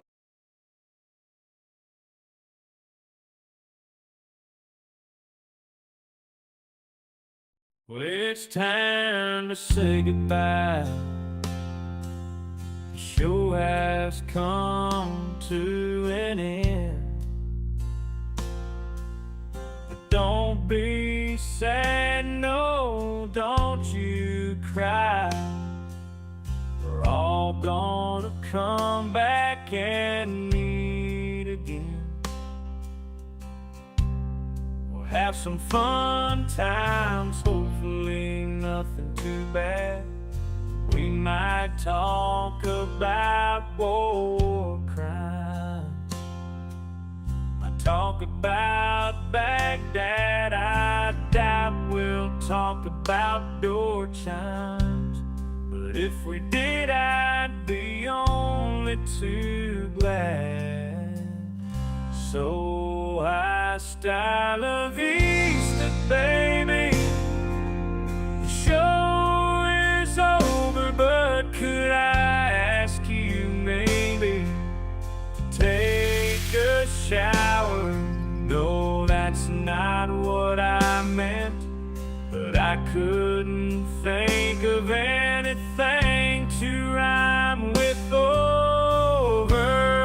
Now my whole rhyming scheme is all screwed up. Oh shit, I should have stuck to truck driving, who I tried to kid. At least when I was out there driving, I could handle a skid, but doing this live stream, baby, has been a real kid. So I hope to see y'all again right here on the Trucker John live stream. We're gonna do it again and again, right here in the Trucker John live stream. Yeah, the Trucker John live stream. We're gonna come back and do it all again. No, this ain't no dream. This is where we win, right here on the Trucker John live stream. No, this time to say goodbye. The show is coming in. Don't be sad, no, don't you cry. We're all gonna come back and meet again. Rolling down the highway in my rusty old rig. I'm a retired trucker, but my spirit's still big. Living in Vegas, where the lights never sleep.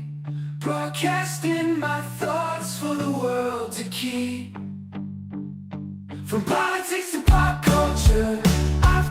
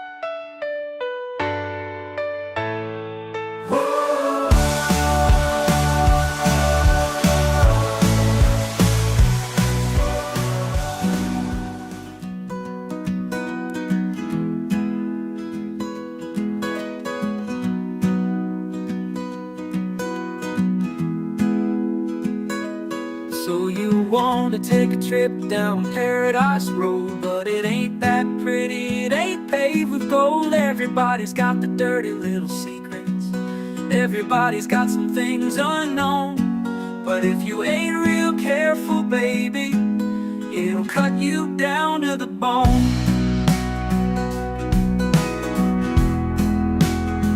Under all those bright lights, you've gotta learn to ignore the glitter. It's all about fight or flight, and you don't wanna do either. So go on down to Paradise Road, it'll make you wish that you were young. But all it'll do is make you feel old and regret trading in your love for lust. It's all just a big charade, it's all just one big game, and it ain't about love, it's all about the thrills. It's about staying in the hunt, it's about going in for the kill. So head on down to Paradise Road, that's where your friends are now. They're the people that nobody knows. So go ahead and make your big show. So live it up on Paradise Road, just don't let anyone know. It'll be your dirty little secret, it'll be your guilty little pleasure. Living a secret that the whole world sees, hiding in plain sight among the scum and the thieves. It's so damn hard to ever be pleased.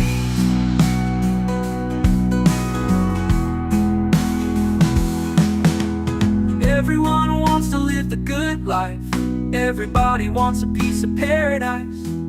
But where would you run? Where would you hide? What would you do to buy a little more time? Grandiose dreams of happily ever after are really just another day's end. And when the sun goes down, you just lay there wondering, can you really do it all again? You're praying for one last shot, you're hoping for one last big win.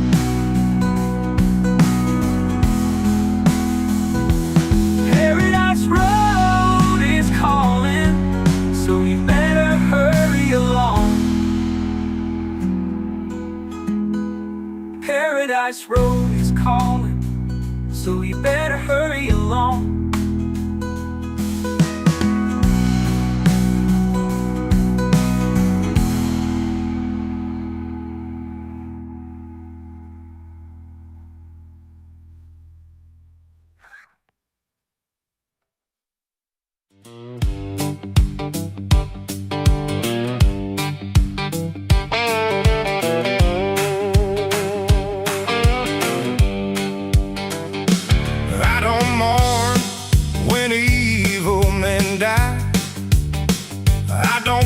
Sad, and I don't cry.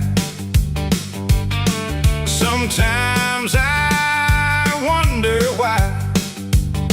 why it takes so long for evil men to die.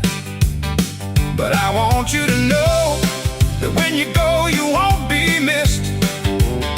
And the ground where you'll lay, we're all gonna take a big giant piss. And for your end, we all anticipate, without any love and too exhausted to hate. Your long-lasting legacy will be one of disgrace and shame throughout the annals of history. Your name will shrink, you'll lose your fame. And as you lay there drawing in your final breath, just know that you made us happiest in death. You will not be thought of kindly, and you won't be missed. And like I said before, on the ground you'll lay, I'm gonna take a big old piss.